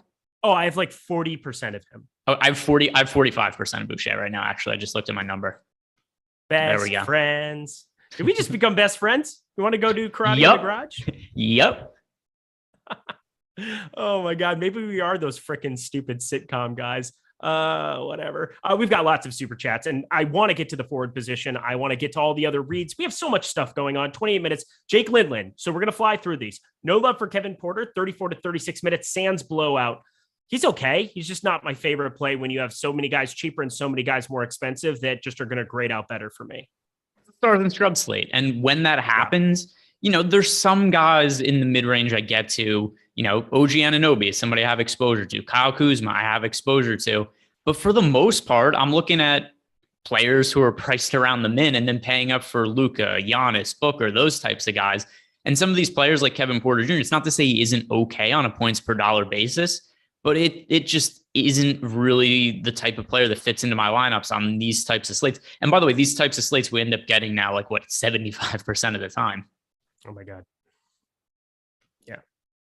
Let me see this here. All right. I was getting this here. Derek Stansel. Hey, fellas, I need a small forward on FanDuel. What happened? You okay? No. I didn't know. I thought I didn't know if your dog farted on you again or something, because you were just like, Nothing. oh my God. I thought, oh no, I was literally changing stuff in my lineups in my pool. And then Derek Stansel has a $5 super chat and I'm trying to be attentive. Here we go. Hey, fellas. Hi. I need a small forward on FanDuel under 4,200 who doesn't play for the Wizards. Oh, do you? Do you need that? Let's see. For $5, we can definitely find that for you. Yeah. I don't know if we're going to like it, but we can find it. Did he say, all right, under 42, which would mean 41 and below? All right. Denny would be answer number one, but he doesn't work because he's on the Wizards. And that was one of the restrictions we got. Dude, this is answer not for me. Real life. I can't answer this question in good faith. You know what's funny is every time I find somebody that comes, I'm like, oh, it's going to be, oh no, he's a Wizard. Oh wait, no, that's a Wizard too. Because that's just happened to me. First I look, it goes, oh, Corey Kispert, nope, Wizard. And then I go, oh, Rui, nope, that's a Wizard. So who is next for me? If you had to play somebody, like if you're forced to, I think Zaire Williams would have to be the guy because he's at least starting. He's been playing mid 20s minutes. If he plays well, he can play upper 30s, but I just hate the play. But Zaire Williams would be the guy at 4K. Kessler Edwards for me, also not somebody I particularly like getting to, but he's in a small percentage of my lineups. And once again, there's a lot of guys out for the Nets to match up two teams that are just totally decimated, Wizards, Nets. So if we're picking somebody there, it's going to be Kessler Edwards if it can't be a Wizard. Yeah. Oh, don't worry, Lofty. I've been promoting this ranking show throughout the entire show because I'm excited to be doing that here at 8 p.m. Eastern time. You're going to want to check it out. Myself, Lofty, Ben Rasa, Super Bowl rankings. We're going to be ranking foods, best Super Bowls ever. We're going to be talking everything you're going to want to know for the big game and all the big games prior. Come grab a drink, hang out with us, kick it on the couch, wherever you're viewing us, and have some fun with us. We're looking forward to that one here. But Derek Stansel, sorry that we can't give you a better answer than that, but that's kind of what it is. We don't like anybody else down there. Brody Mollinger, FanDuel, GPP, Kyrie Brunson, or Luka Neto? Luka Neto. Yep. Awesome, quick, and easy. Bill W. See the problem, guys, with all value need about 5K. I have no idea what that means. No clue. Yeah, I don't find that I need 5K. So let's see. Of the players I'm getting to, who am I actually rostering that's around 5,000 on DK? The list is small. Boucher is one of them. Alec Burks, I have a small amount of. Hamidou Diallo, I've got a small amount of. Boucher and Şengün for me. Yeah, Şengün's my favorite, other than Boucher, of course. Yeah. But once again, oh my God, I'm very excited to get to that. Let's fly. Well, I've got one more super chat. I'll get to this after because we got to do a couple things. One, Jordan Klein, the Wizard of Klein over there. The NBA DFS projections are free to you. You want to check those out. It doesn't get a whole lot easier or simpler than pulling up that tab over on Awesemo. It's unlocked. Go check it out. And plus, we're going through it here. That's why Greg and I are so small over on the left corner of your screen so that you can see as we're talking through certain players, Jordan Klein's pulling them up so you can truly see points per dollar, value, how they're projecting here at Awesemo. Super fun, super easy. Want to be checking that out. Plus, New York sports betting. Yay. Tons of handle has been going down there and you have an opportunity to sign up for a ton of great bonus offers here at Awesemo. So if you check out the links that we have in YouTube chat. If you go to the main page, see all the links we have for the sports books. You have offers like win $200 if any team scores a touchdown on Sunday, or a free NBA jersey if you bet $100 with Caesars, or $1,000 risk-free bet at BetMGM, $1,500 first match deposit bonus at Caesars. We're talking ridiculous stuff that can just instantly build your bankroll. You'll feel like Greg Ehrenberg. You'll be so cool. You'll be out there betting futures and making tons of money, just like he is, if you follow his advice, which I definitely suggest doing. Go over to @Ehrenberg DFS. I believe you're now going to be a Boston Celtics fan going forward, which ought to be very fascinating. For those who don't know, Greg is not a fan of any sports teams other than the one he bets on or the players. Hashtag who was the pitcher from the Brewers last year? You made $1 zillion. Corbin Burns. Yeah, I like Corbin Burns. And by the way, Derek, this is like a double whammy for me because I bet on the Celtics today to win the championship 60-1 after they traded for Derek White. Derek White is also on a lot of my best ball teams. So I'm rooting for Derek White either way, although certainly not quite as good of a situation for him in Boston, playing alongside Jaylen Brown and Jason Tatum as it was on that barren San Antonio Spurs team. But that aside, let's go Derek White. He's a good basketball player. I think it's a good piece. In Boston, they've been on a roll and they didn't really have to give up anything. Like Josh Richardson, Dennis Schroeder, that's not giving up anything in their current iterations. And Derek White, good piece. I think it was a sharp move. So I like the piece that I like that betting ticket that you put out there. Greg's always giving you guys free advice on Twitter.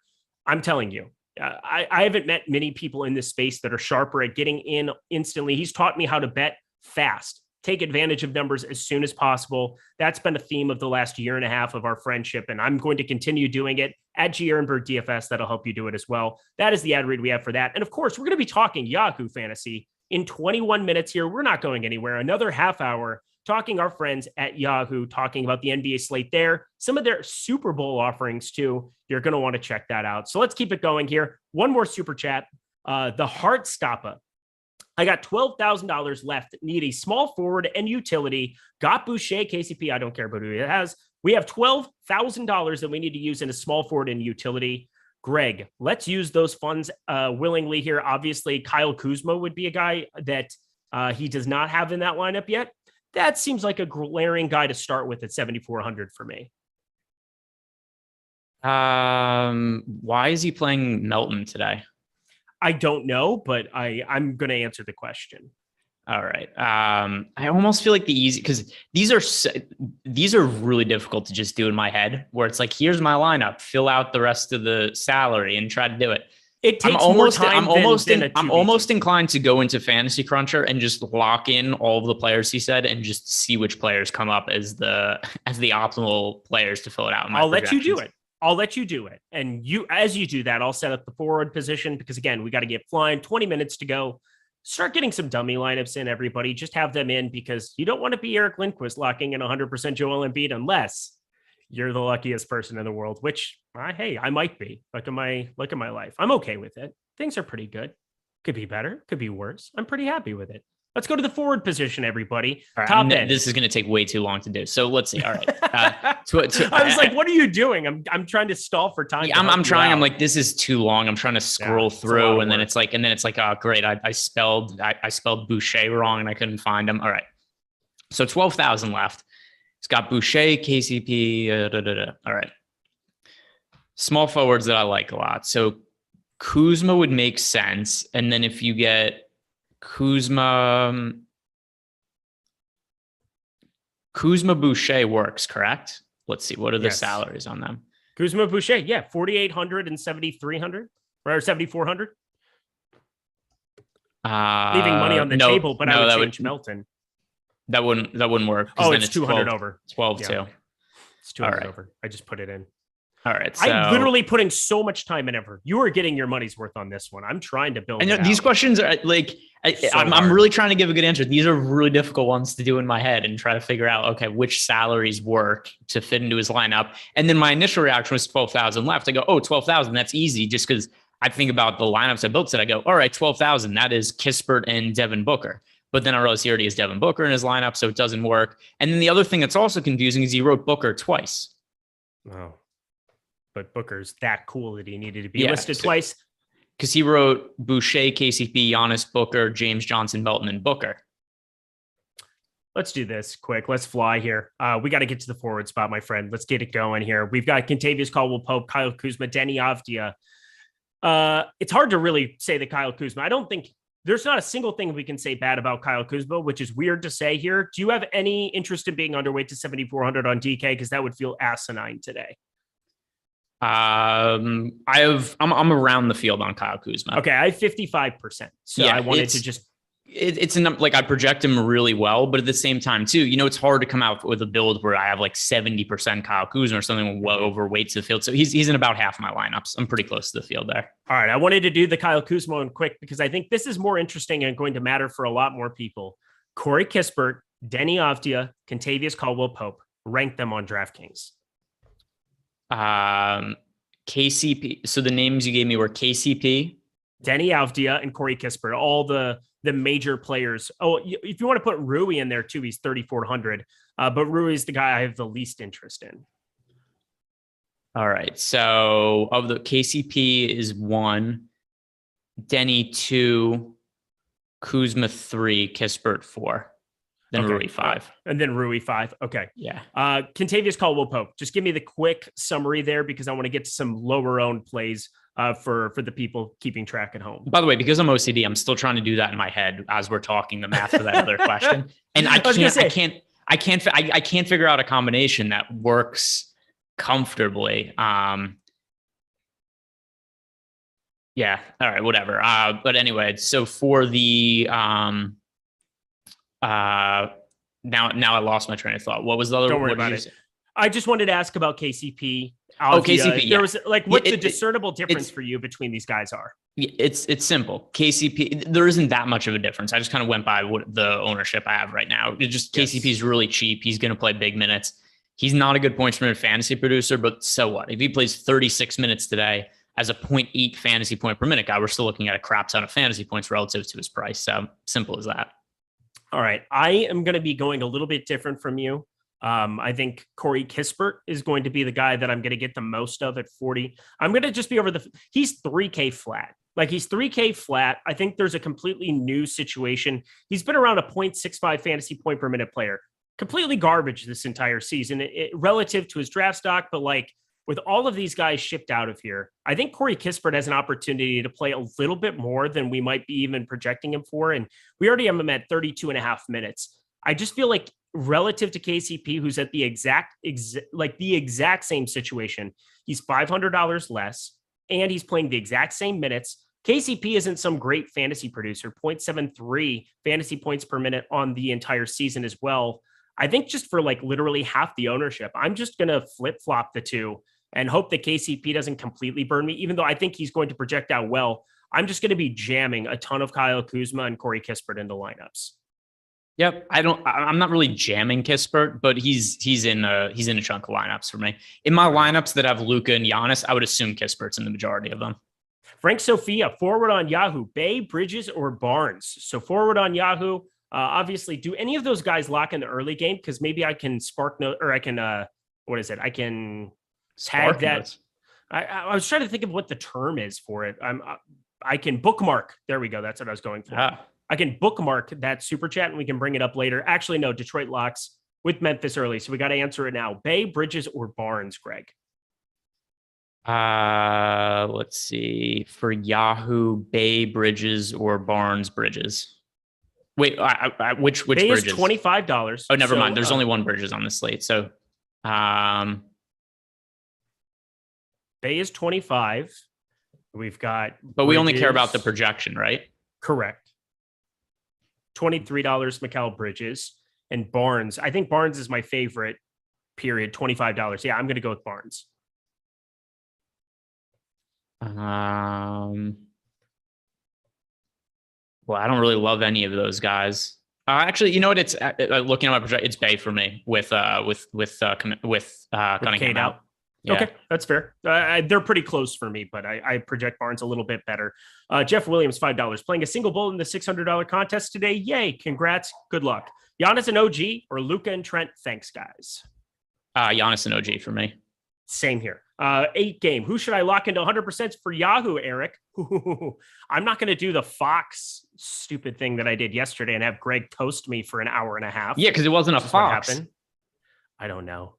Hang on. Is there where's that stupid thing? By the way, for hello, Yahoo, everybody. For 100%. Yahoo. Oh, okay. Go. Tell which player is that today? Well, hello. I'm just a smart cat over here. That's what I am. Even though I should have said cat. Glad I didn't lock in cat yesterday. That would have been problematic. That's for sure. But the 100% lock of the day over on Yahoo, no doubt about it for me, is going to be Giannis Antetokounmpo. He's $56. It seems expensive. It's crazy expensive. You have to pay up for nice things over there. But Jimmy Butler, Brandon Ingram, Julius Randle, Chris Middleton. Yeah, I might get to a couple shares of some of these guys. But in terms of just the power forward, him versus Randall or Jaren Jackson, he blows out the position by at least 15 fantasy points for me in every single right. I want to get to as much of him as possible. Kyrie for me. $37 is a ridiculous price for Kyrie on Yahoo. Yep. And so for me, it's positionality. And then I'm going to play a ton of Kyrie over there as well. I think you should as well. God, how do I get this thing off my face? I absolutely Nope, you're there. this. You're stuck looking like an elephant for the rest of the show. Oh, thank God. That was horrific. There you go. There's the answer. Uzi. Hello, Uzi. John Morant, Steph, or CP3 on FanDuel single entry. Who's your favorite of those three, Greg? That is Morant of those three. All right. Beautiful. Let's keep it flying here. Talk to me about Pascal Siakam, OG Anunoby, and this entire forward rotation that we're looking at here from our friends, the Toronto Raptors. And then lead that into your Chris Boucher absolute take, because I think we have the same one. Yeah. So, I mean, we don't need to rehash OG. We've already talked about him, and all the same stuff is going to go to Pascal Siakam. It's a team that already plays Siakam ridiculous minutes. We saw Siakam play 56 minutes in an overtime game. Was it 2 weeks ago at this point? Pretty regularly he's playing over 40 minutes. We know that the Raptors are trying to push for a playoff spot. No Fred VanVleet, which means more usage, more playmaking for Siakam. We saw him without Fred VanVleet not too long ago, and he almost put up like a triple-double at halftime in that game. So pretty easy for me to pay up for Siakam in this spot. If we're paying up for somebody in that price range, I do slightly prefer Booker to Siakam, but Siakam's my second favorite guy in that price range. As for Boucher, you wouldn't think Fred VanVleet matters for Boucher because they play such different positions, but there aren't that many guys that Nick Nurse trusts to play big minutes for this team. And Boucher is one that he doesn't normally trust. When the team's shorthanded, he has no issue going to Boucher to play bigger minutes. So he's not necessarily as secure as some of the other value plays we looked at on this slate, but he's such a good pointsman and fantasy producer, and there's a clear route for him to play bigger minutes. Here's the thing, is that Precious Achiuwa, we're kind of all expecting to be the guy who slots over and plays and starts in this spot, and he projects out decently well for me. But when you compare him up against Chris Boucher, it just becomes a question of, from a fantasy point per minute producer, from a raw points projection standpoint, we're looking at Chris Boucher being a 1.05 FanDuel points per minute guy going up against Precious Achiuwa, who's at 0.85. So we're talking about a 0.2 difference in terms of their on-court production. And I could just as easily see Chris Boucher flipping. And if he plays well, which is kind of what you need if he's going to win a tournament for you anyway, he ends up getting to like 34 minutes, 38 minutes, 36 minutes, going back to the middle of January in these exact situations where Fred VanVleet was out. And so I see some massive upside for minutes for Precious Achiuwa, and nobody's there. He's sub 10% over on FanDuel, where I'm playing a little bit more. Obviously, there's a price difference between him and Achiuwa, but what I'm seeing is that I just want to play the guys who can get a lot of fantasy points today that aren't necessarily all the 4K guys, and Chris Boucher is just one of them.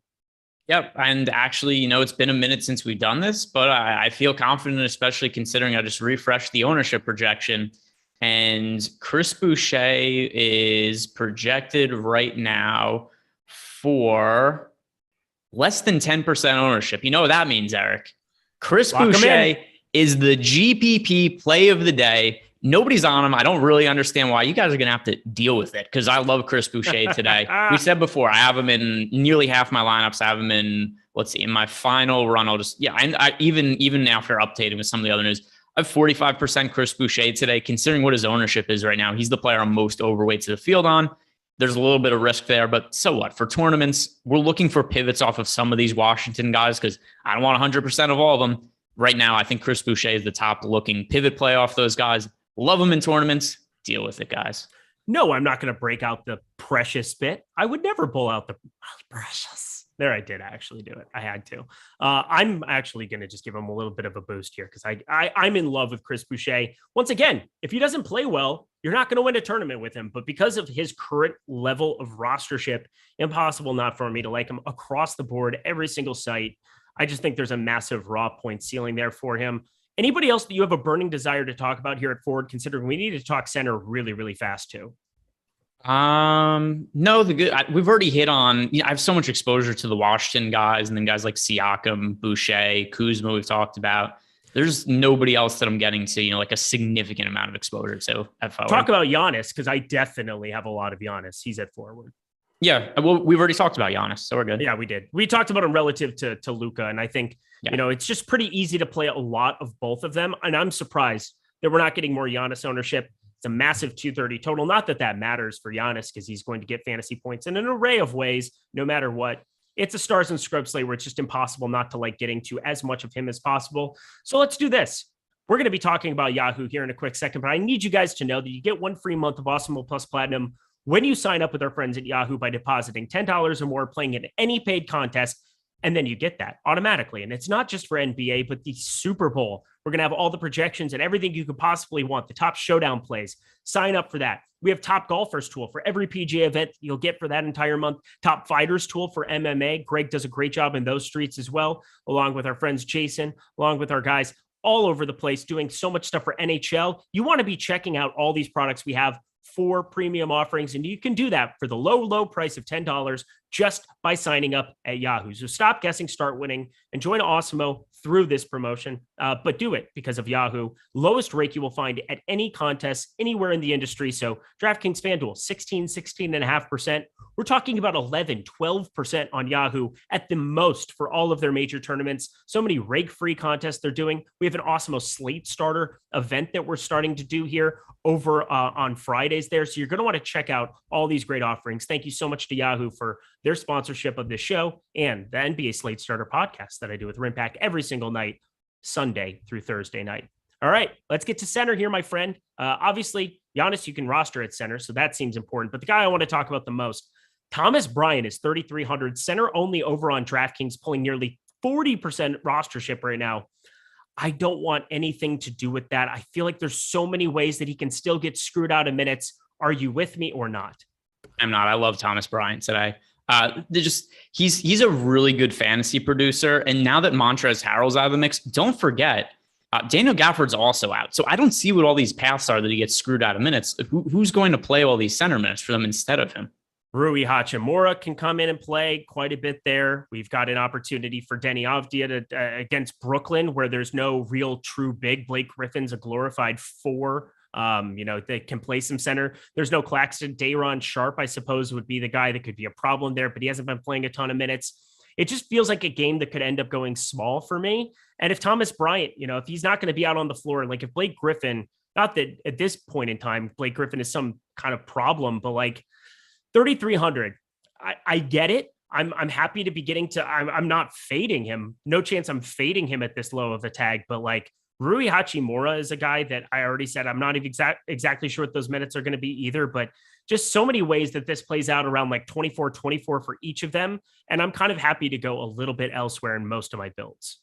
Well, I mean, if you give 24 minutes to Thomas Bryant, I mean, you're still getting like, 24, 25 fantasy points, which is really good value. And I give him more minutes than that. I mean, he played 22 and a half last game, and that was with Montrezl Harrell. And so, I mean, I just think those minutes go up. I think he plays close to 30 today. I'm overthinking this. I know what I'm doing for the most part. I understand that like he's a great. But we should we got super chats we should answer before we get to Why don't you start that here, because I'm gonna just get my lineups in super. Can you pivot to Duke Jr. today with the over some of the value on DK? No. I don't really see that as a viable path for today. Is there a chance he plays extended minutes? I guess, but it's not very likely. I'd much rather feel good about the Wizards cheap guys. I'd rather play the chalk instead of him. Jake Lindland, DK GPP, Luka and Blake Griffin, or Kyrie and Gary Trent Jr. for DK. That is Luka and Blake Griffin. I don't really love Blake Griffin today, but Luka, I like him considerably more than Kyrie, at least for the DK prices. Let's see, scrolling down. Is that? Yeah, I think here's one. Justin Bruce, best 5,100 and under utility DK single entry. Come on, Chris Boucher. Chris Boucher. Let's get on board. Yeah, Justin, we're playing Chris Boucher under there. That's it. The only play available under 4,800, I believe, or under 5K. He's the only guy. He's the apple of our eye. Quack. Şengün for me also. I love Şengün too. Was that seriously a quack that I got from Jordan Klein? Is that real life? He did go to Oregon, but I'm just saying that's Tyler's bit. Did you just steal a bit from Tyler? Oh, this is shared. Oh, okay. That's your excuse. Okay, cool. Yeah, really. I'll say this: when it comes to producer wars, you don't see Tyler stealing Jordan's voice bit. I don't see it happening. Welcome to Live Before Lock. Ooh, I'm the keeper. Top 4 Wizards. Ooh, here we go. That's a good one for Greg here, because obviously Thomas Bryant isn't in my top 4, but I could see a path where again. Yeah. I just like getting to Giannis at the center spot a lot. KCP, Neto, Bryant, and Denny. Kuzma's pretty close there too. I'm just getting a little more exposure to those other guys though. Yeah, Neto 1, Kispert 2, KCP 3, Avdia 4, Bryant 5 for me. So now getting to, I know you're updating your lineups now, but in the interest of getting back to center, a lot of the guys we talked about have center eligibility already. Thomas Bryant, Chris Boucher on DK. We've got Pascal Siakam. He has center eligibility. And then, it's a lot of the same guys to like at center as well for FanDuel. Thomas Bryant, Chris Boucher for me, Şengün is center eligibility. Valanciunas I like more on FanDuel than I do on DK. Are you getting to Day'Ron Sharpe in the build you're making right now? Because I like him quite a bit as well. Yeah, I do like getting to him. I think he's a decent pivot off of some of these popular pieces that are from this entire game. There's just such a path for a guy like him where in 24 minutes he can go for 40 fantasy points. Like that's something that is legitimately on the table. It hasn't happened a whole heck of a lot. What do we got? We have another super chat. Okay, let's fly. Jake Lindland, best 4,500 and below utility play on DK, Greg. Let's see. So I'm going to sort. Anyway, the Day'Ron Sharpe point, he's projected for less than 1% ownership right now. And I think there's a pretty good opportunity for him to play extended minutes with all the players missing for the Nets. All right, 4,500 and under. I am scrolling. See, this is such a dead zone because the player I have projected for the most fantasy points under 4,500 is Thomas Bryant, but he's at 33. Right. So you're just leaving a bunch of there's nobody that I'm getting to who's around that price point a lot. It's the 3K Wizards guys for me. Yeah, it's all the 3K Wizards guys. We need to play a lot of them. I don't know what else I need to say. And here's the thing. This is cute play syndrome. If you're trying to get super, super cute with some of these guys that we haven't really talked about, my player pool is shockingly condensed on a slate like this, like shockingly. And some people ask, how many players should you get to on pools like that? I don't know. I never really pay attention to it, but I can tell you when I have like 55 guys in a pool of 190 lineups, that is lower than normal. I don't think we need to be trying to go outside of some of these pretty obvious spots for value. And that's going to condense it by default because there's only so many guys who have 55 plus fantasy point upside on a slate. So we have Giannis, we have Pascal Siakam, we have Bam Adebayo, Christian Wood, Jonas Valanciunas, guys like that, at the center spot you could be looking at. Obviously, Luka Doncic, Steph Curry, Devin Booker, all at the guard spots, John Morant. Like, it's going to limit where you're trying to go. And the mid-range, unless it's Kyle Kuzma, who I project for, north of 40 at 7K-ish, like, that is just so different for me on a slate like this. So you got to take it all with a grain of salt, just a different slate, different kind of game we're playing today than any other slate that you're used to. So something else, Vijay, just because this question's come up a few times in Discord now. What is the most amount of Wizards you have in any lineups today on DK? 5. It is 5 for me as well. I have 4 or 5 Wizards lineups. I knew people were going to ask that, so I just wanted to double check that I had some 5s. Yeah, I have 5s in there. These guys are so cheap. It's not problematic to me at all. And once I have lineups that have Luka and Giannis in them, those are some of those 5 Wizards lineups. A lot of my lineups are 3 and 4, but like a majority of them are 3 and 4, but there's a couple 5s there. And they've got Kyrie Irving involved in those lineups and Giannis and Doncic and guys that you really want for upside. Greg, anything else you want to talk about on this slate before we head over to Yahoo? No, I think we've talked about every player that I have like more than 15% exposure to. Yes, sir. Let's get over to our friends at Yahoo. I had just talked about them a second ago, but it still rings true. Best site you can play on, points per dollar if you're looking at such things. They are the Washington Wizards of the DFS industry with what they do over at Yahoo. We're talking the lowest rake, the Thursday Night Baller, 30K up top here. It was just a fantastic contest. I hope you guys were able to get in that. They're routinely running 10K, 15K to first on a lot of these Fridays and Mondays, Wednesdays, these massive NBA slates. Go over there, play, check out what I'm talking about. We're talking 12.3% management fee. That's 4% better than all the main tournaments on DraftKings and FanDuel. And that is going to put money into your pocket in the long run. Plus, you'll get 1 free month of Awesemo Plus Platinum when you sign up. So, guys, there's really nothing you should be waiting for. If you haven't played at Yahoo, do it now. And if you are playing over there, I'm excited to talk through the slate because I think there's a lot of talking points. Obviously, that game that just locked, we're not going to be talking anybody from Memphis or Detroit, but I know Greg is going to pull that up on his screen because we like to live tilt / live react to everything going on with it. But let's get to the Yahoo slate here because I think it's really, really fascinating. You had talked about Kyrie Irving. He's $37. Different puzzle to put together on Yahoo today than anybody else. When you're looking at a $17 difference between him and Luka, if you're just playing one of them at the point guard spot, well, I guess Kyrie's shooting guard, so it doesn't matter. I guess you could play both there. But if you're just going to play one of those guys in a lineup, who do you prefer to click first? Kyrie relative to salary. By the way, we just got the Nets starting lineup as we're talking about. Nets starting lineup, Irving, Mills, Cam Thomas, Kessler Edwards, Blake Griffin starting at center. No Day'Ron Sharpe. I kind of thought Sharpe was going to start at center. I didn't know. Thomas Bryant, looking at like this Washington team, it was just kind of like meh. Like I didn't really know, but obviously there was only one game that locked, so I didn't really care. I knew we'd have the news. Yeah, so I still like Sharpe for tournaments, like 3,600. It's just I'm not going to go nuts with him. We had him projected I like him a lot less now. Oh, okay. I thought he was going to like. I thought he was going to start. So, well, that's sad. Let's see what. He's a 1.15 fantasy point per minute guy, and if he plays 20 minutes, there's a path for it, but obviously a smaller path than there was before. Yeah, I mean, there was a bunch of games where he's been ahead of Blake Griffin in the rotation, fairly regularly over the last stretch of games. So I just kind of assumed that he was going to end up playing more minutes than Blake Griffin last game. Hang on. We got to talk about this because this is just dumb. And I don't know how to deal with this, but Tyler Hero, active, but won't play today. We haven't talked about Miami whatsoever. And I think this is a bump up for Jimmy Butler, Bam Adebayo, but Kyle Lowry back here too as well. Again, it's just a team and a game environment, 218 total, but up against the Pellies. I wasn't getting to a lot of these studs. Do you think we need to reconsider with Tyler Hero out? Not really for this particular slate. Like it helps them a little bit, but something else to consider too is some of these slates where,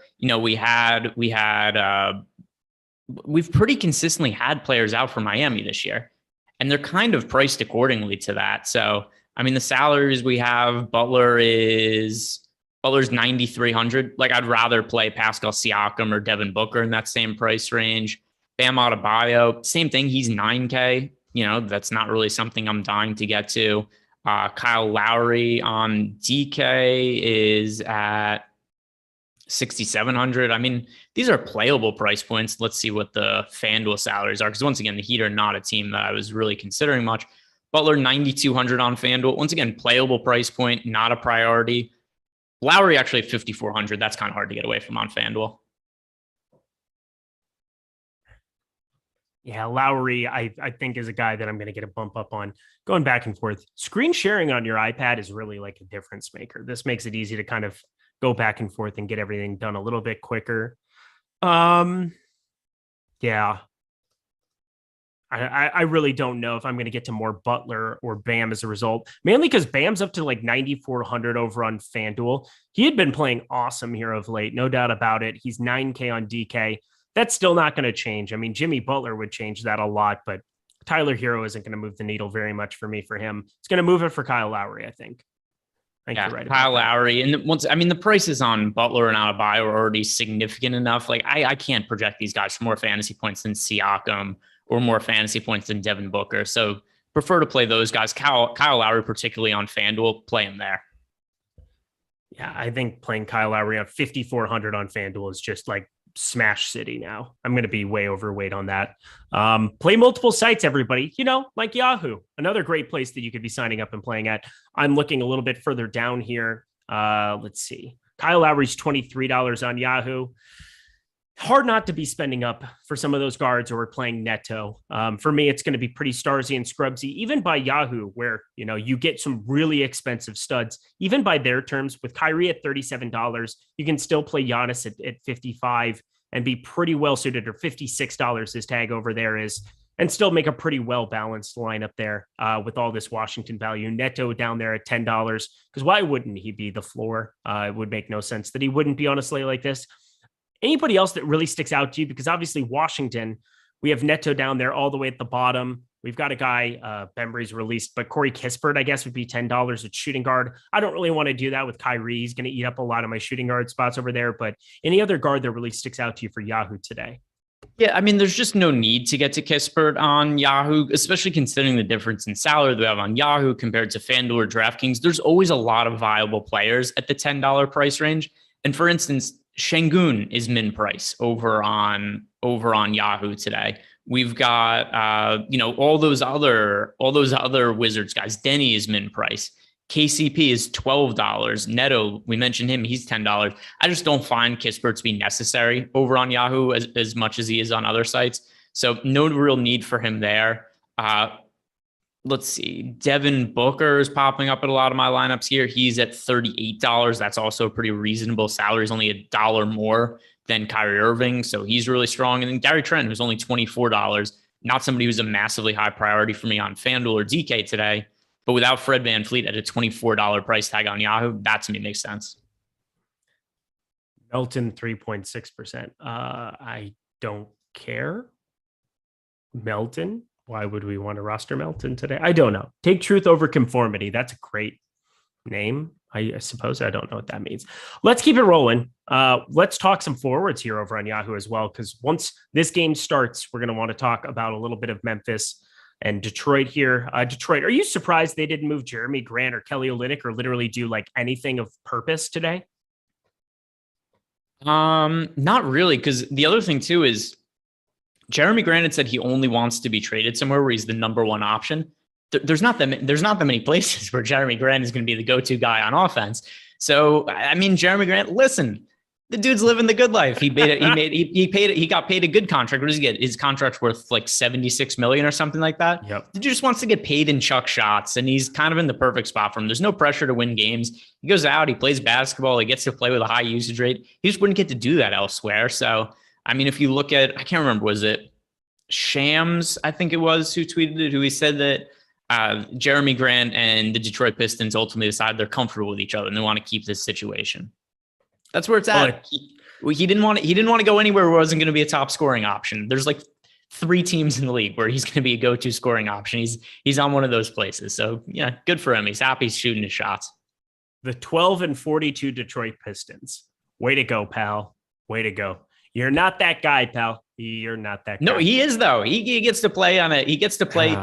He wants to play on a crappy team and take a lot of shots. Good for him. He's got what he wants in life.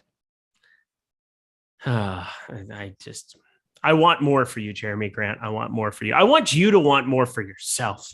It's like, whatever. Giannis Antetokounmpo, $56. Go ahead. So one of my favorite things about the NBA site, when you pull it up and they have the the players to watch, the key leaders for the games. Let's see how many of these players are not relevant for today's game. So the TNT game, the terrible national TV game, Wizards Nets. They have as the key featured players to watch. Who do you think they are? Oh God. For the Nets, the Brooklyn Nets and Washington Wizards game? Who do you think NBA.com says these are the players to watch today? How could they not put Kyrie? They didn't put Kyrie. They have James Harden. Oh my God. And who do you think they have on the Wizards side? Do your side? Job. Well, obviously Spencer Dinwiddie. No, Bradley Beal. Oh, Bradley Beal, when you put it that way. Way to go, guys. So they have James Harden and Bradley Beal as the players to watch there. In the Heat Pelicans game, Tyler Hero is a player to watch. He's out. We've got Clippers. That's at least they've got Norman Powell on the Clippers now as a player to watch. But yeah, those are some ones that stood out to me. Look, truth over conformity. I'm saying it's self-explanatory. Yes, it certainly is, but there's a lot of context that's missing from something like that. Truth over conformity. Like, you could still have conformity and truth in the exact same scenario. It's not one is exclusive of the other. They're not, it's a non sequitur that we're having here.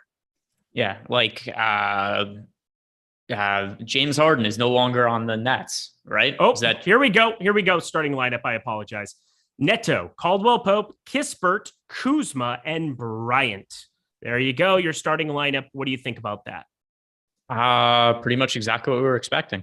Yep, it was. And that's good because then I don't have to change anything. Bryant, I'm a little bit under the field. Again, I'm not fading him. It's not fading. It's just simply that I don't want to be as high. I might take a couple minutes away from Denny. Oh, yeah, that's kind of the glaring guy. But Denny's going to be a guy that comes out and chucks anywhere, does whatever he does in his limited time. Best basketball player ever from Israel? Omri Caspi. Oh, yes, that's the guy. See, this is what we need our group chat for. We need to have like our group chat live on stuff like this. Joey Corman, you were actually pretty quick on the draw on that one. You definitely put me in my place. Yeah. Denny's got to be too. Yeah, I'm not like Joey Corman who plays our games and cheats. What a cheater. That last one was the most bullshit thing I've ever seen in my entire life. Joey Corman, you're a bad person. He's so ashamed of it that we stopped playing the game and he doesn't even play it anymore. So for those that don't know, have any context for what we're talking about, every once in a while, we'll get, because Greg and myself, like we go back, I collected basketball cards forever. And if you collected sports cards as a kid whatsoever, I mean, he's a little younger than I am, but I'm 34. If you collected sports cards, you have a pretty good idea of all the people that nobody talk about, like Fat Lever, or you have like a really good context of who people played for that isn't necessarily known. So we take a picture of really obscure NBA players that were like the back end trading card guys from Basketball Reference. And we send that in a screenshot and we see if people can guess who it is, in a pretty short limited time sample of time. This dude has been Googling players for the last 2 weeks. No doubt about it, because some of the names that he's come up, because they've gotten progressively harder, and we've done like stuff where it's only like the G League affiliate of Germany, and the only place that he played was like 1 year for the Pacers in like 2004. There's no way that he knows who some of these guys are anymore. No, and even I called him out on it once. I said, if we look through your search history, will we find these? Will we find you search these players? And he said yes. But he said only because he checks to make sure he was right after we tell him he was correct, which it wasn't. I'm paraphrasing a little bit, but it was something along those lines. Like I'm not out of line saying that, right? Yeah, no, you're dead. You're dead on. It's impossible to come up with some of the names. And again, we had some obscure ones, but like for me, the big one that always helped was if they played for the Sioux Falls Skyforce when I was in college. Like we're talking like 07 to 2011 or anything before it when I was a kid growing up in Sioux Falls. I got those Sioux Falls Skyforce guys, but like, it is impossible for me to believe that somebody knows certain guys. Joey, you're just a damn dirty liar. So should we give one to chat? We should absolutely give one to chat. Showed up on the screen. Yeah, so the other thing too is, so Joey gets like all of them, right? Like he gets all of them. We play this game usually. Every once in a while, he'll not get one, but I think it's usually just because he doesn't have our group chat open. But here's what happens. After I called him out, the next one, he pretends he can't figure it out. Like after he just hits on all of them, I call him out once, and all of a sudden he's like, "Oh my god, Joey Corman, I'm legit." No, you're not. You're as phony as. Is he defending his honor? Did he come into chat? Did he get hit up in our group chat? Yeah, he's as phony as Doc Rivers giving out injury information. That is as phony as it gets, folks. That's as phony as it gets. Corey Kispert, yeah, he's going to be the guy I have the most of from Washington. That is crazy to think about. By the way, we got some super chats. Yes, let's hammer all of these out. We have tons of them. Joshua McGrath, FanDuel single entry, Lowry and Trent, or Kemba and Booker. Look, I like Kemba on DK. He's sub 4K. FanDuel, there's no way in God's green earth I'm going to try to take that shot. Lowry and Trent for me. Let's see. And Trent's 6,600 on FanDuel. He's like a different play. How far Lowry? Okay, here we go. So Lowry and Trent are. I mean, I just don't have interest in Kemba today, so it's Lowry and Trent. I love Booker though. Gabriel Mifrin, can you rank Bane, Brunson, Cam Thomas at shooting guard on FanDuel? Will you rank? What order are you doing these in? I'm just going backwards. I'm literally scrolling up on my chat. Can you rank Bane? Well, Bane already started, so we'll take him out. These guys are in such different. So it's not my these guys are in such different price ranges, though. Mm-hmm. They are. Don't play. I don't want. But more importantly, don't play any of these guys in cash. Yep. Don't do a single thing. No. It's not a cash question, but just in general. Guard on FanDuel, just general. Yeah, I mean, points per dollar, Cam Thomas is the best play of all these guys, Correct. but it's not anything that not guys that are priorities. Yeah, I'm not beating down the door to roster him. We're going back up. Jeff Williams, will you rank Booker, Pascal, Irving, DK, Cash? Booker's probably 1, which is crazy to say out loud. Booker 1, Pascal 2, Irving 3 for same order. DK. Same order for DK. Obviously, Pascal a little bit different here. Moving our way downtown, walking fast, faces passing him homebound. We've got $5 from Dad Ferrari, but there's no question. He just gave us $5. I don't see any question. No, he asked below. Şengün or Boucher? That is Boucher for me. There you go. Boucher for me as well. Carlos Gomez. Hi. Hello. FanDuel. Luka Avdia or Giannis Neto. Going to be not Giannis Neto every time for me. Yep, that is not Giannis and Neto for me too on FanDuel. All right. So we concluded the Joey's a liar portion of the program, which is good. I'm glad we got that out of the way because that's been weighing on my chest that he's been naming guys that I've never heard of. And I watch a lot of NBA. Like if there's one sport I know that I could name most obscure players, it's NBA. His baseball is even probably more questionable at this point though. Like also here's something out of so Joey's in chat trying to defend his honor right now. And his defense is that DJ Benga is one of his all-time favorite players. Like, oh my God. What does that even mean? What does it all mean, Basil?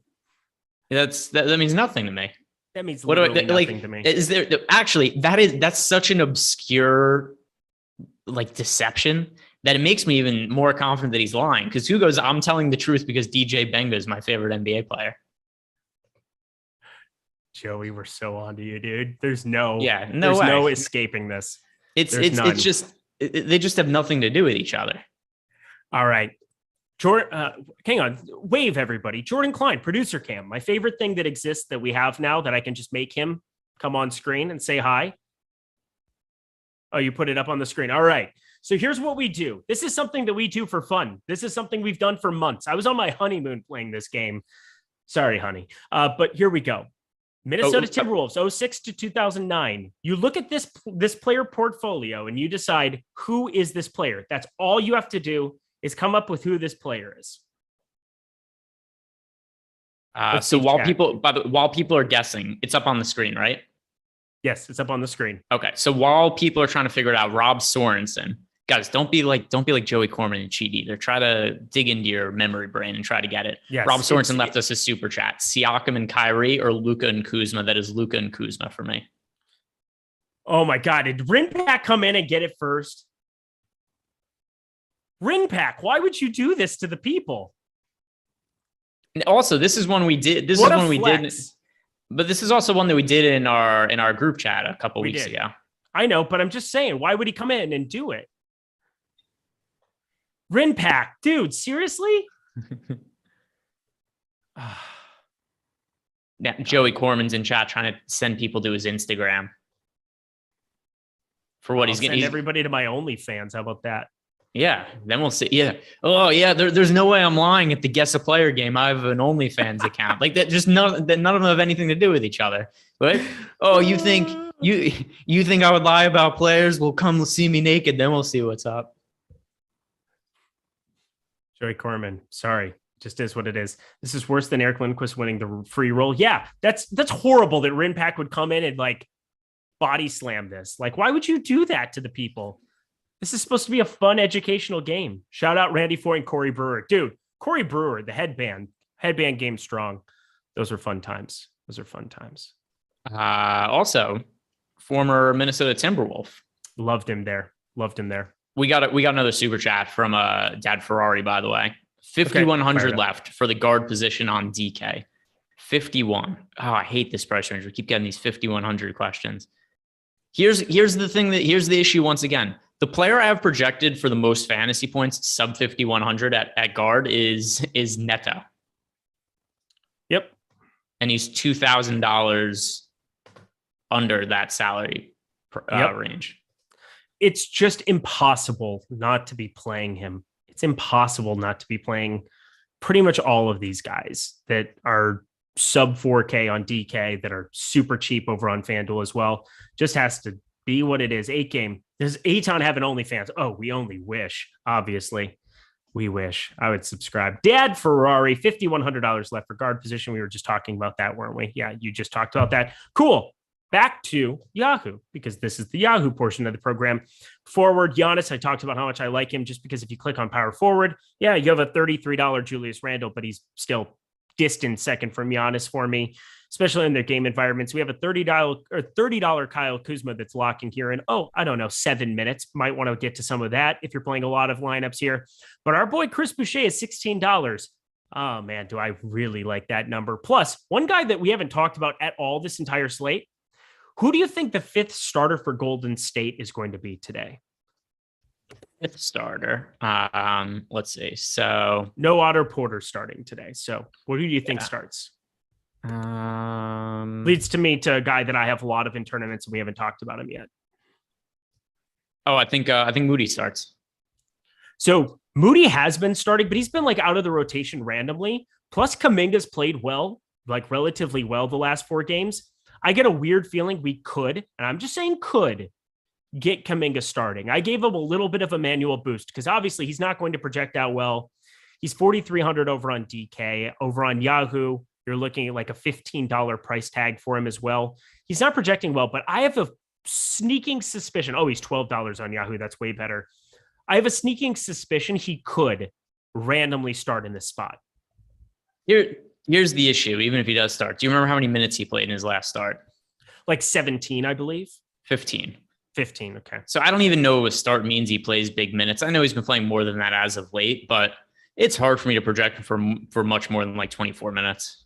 Yeah, I mean, Moody's been the weird random starter here in some of these absences, and I don't understand it, but Moody, I think Kuminga fits a little bit better today in this spot going up against Milwaukee. Maybe it's Moody, and if you look at the sample size of like what they've done here, I mean, Moody has been like out of rotations in games, and then he'll randomly start when it's this ensemble, when there's no Otto Porter. But I think it could be Jonathan Kuminga. I just want to throw it out there because he's a guy that we've seen be about a 0.95 fantasy point per minute guy. And if he does get the start, which is, it's not unheard of, he's done it 4 times now this season, I think he could be a fascinating play. Yeah, I mean, if he starts as a low-owned GPP play, I wouldn't have, I wouldn't say that it's totally ridiculous, although I haven't really considered him. No, actually, I'm going to take that back. He's 5,200 he's 5,200 on FanDuel, 43 on DK is a little more reasonable. Yep. That's what I was talking about. I have like 18% on DK. And again, I can pivot that into some other things if I need to. As the evening goes on, there's an hour and a half gap, but with Milwaukee, Phoenix, New York, Golden State, I'm okay trying to forge that into some other plays. Obviously, I have a lot of Booker, a lot of Giannis.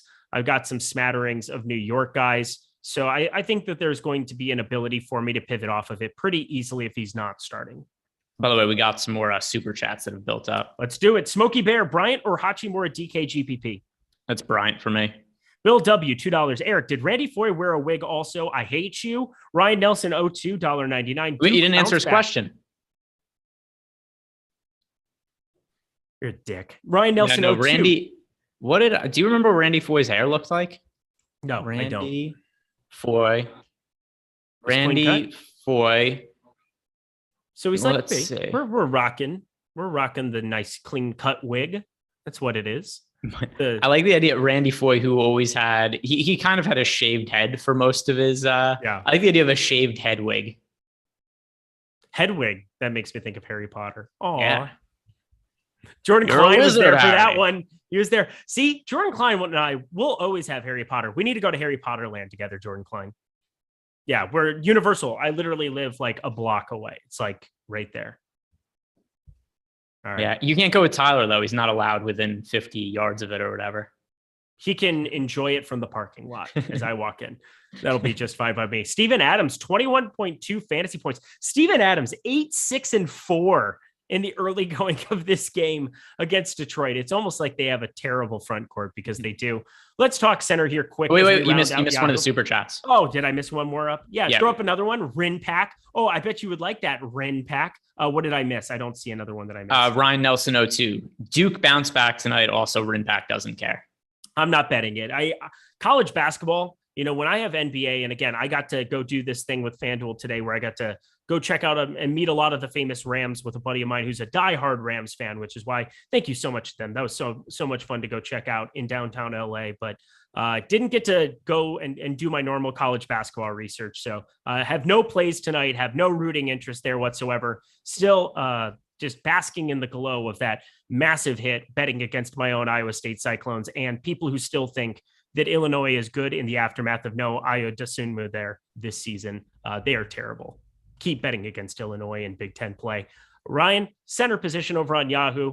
We've got Pascal Siakam, $42. Bam Adebayo, $35. Pretty large, pretty sizable gap there. But I think going down a little bit further, we've got some guys that could possibly be high upside guys. Kelly Olynyk, $14. I guess that game just got going, so we can't even necessarily go that direction. But who stands out to you at center on Yahoo to round out this show? Şengün, Thomas Bryant. That's Thomas Bryant is the flat min. What else is there to say about him? We talked about him for DK FanDuel purposes. And then same goes for Şengün, who's only $11. Actually, considering the salaries on Yahoo, I prefer Şengün to Thomas Bryant, where I preferred Thomas Bryant to Şengün over on DK. The difference, though, is that Şengün was, $1,500 more expensive than Şengün is $1,500 more expensive than Thomas Bryant over on DK. They're essentially the same price over on Yahoo. So considering that, it's Şengün's the stronger option of the two for me. But that's where I think the bulk of the center exposure should be, is Şengün and Thomas Bryant. If you're paying up, you go to Siakam. Other than that, there's no real serious considerations. Beautiful. Guys, this has been a lot of fun. This always is a lot of fun. I like hanging out with my friends Greg and Jordan on the daily. You guys give us an opportunity to do that. Please hit the like button for us because, again, I'm having fun. I hope you guys are too. Hopefully we can help make your DFS lineups better. Hopefully we can make your day better as well. But Greg, we got to get out of here. That was the half-hour Yahoo program, or, I'll do the ad read here at the end, but it doesn't feel like an ad read when you already know that it's the best site people can play on here. Any final words for the people on today's slate? No, I guess we're just going to be rooting for the Wizards value that just started. So I'm curious to see what that ownership looks like. As am I. Guys, once again, hit that subscribe button as well, notification bell. I'm not going anywhere because in half an hour, I'm going to be coming back with our friend Jordan Klein over here. He's going to be live on this ranking show that I'm doing with Luffy and Ben. You're going to want to check this one out. We're going to be talking a lot of historical Super Bowl stuff, a lot of our favorite stuff, equipping ourselves for Sunday from a DFS perspective, from a betting perspective, from a fun perspective, so many different things. But sign up over at Yahoo, the sponsor of our Live Before Lock show. Get that $10 just by depositing $10. Get that free month of Awesemo Plus Platinum. But really enjoyed today. He's Greg Ehrenberg. Go follow him at @GEhrenbergDFS. I'm Eric Lindquist. Go follow me at Eric Lindquist on Twitter. And then Jordan Klein, thank you so much for all of your help here. We're out of here. Best of luck tonight.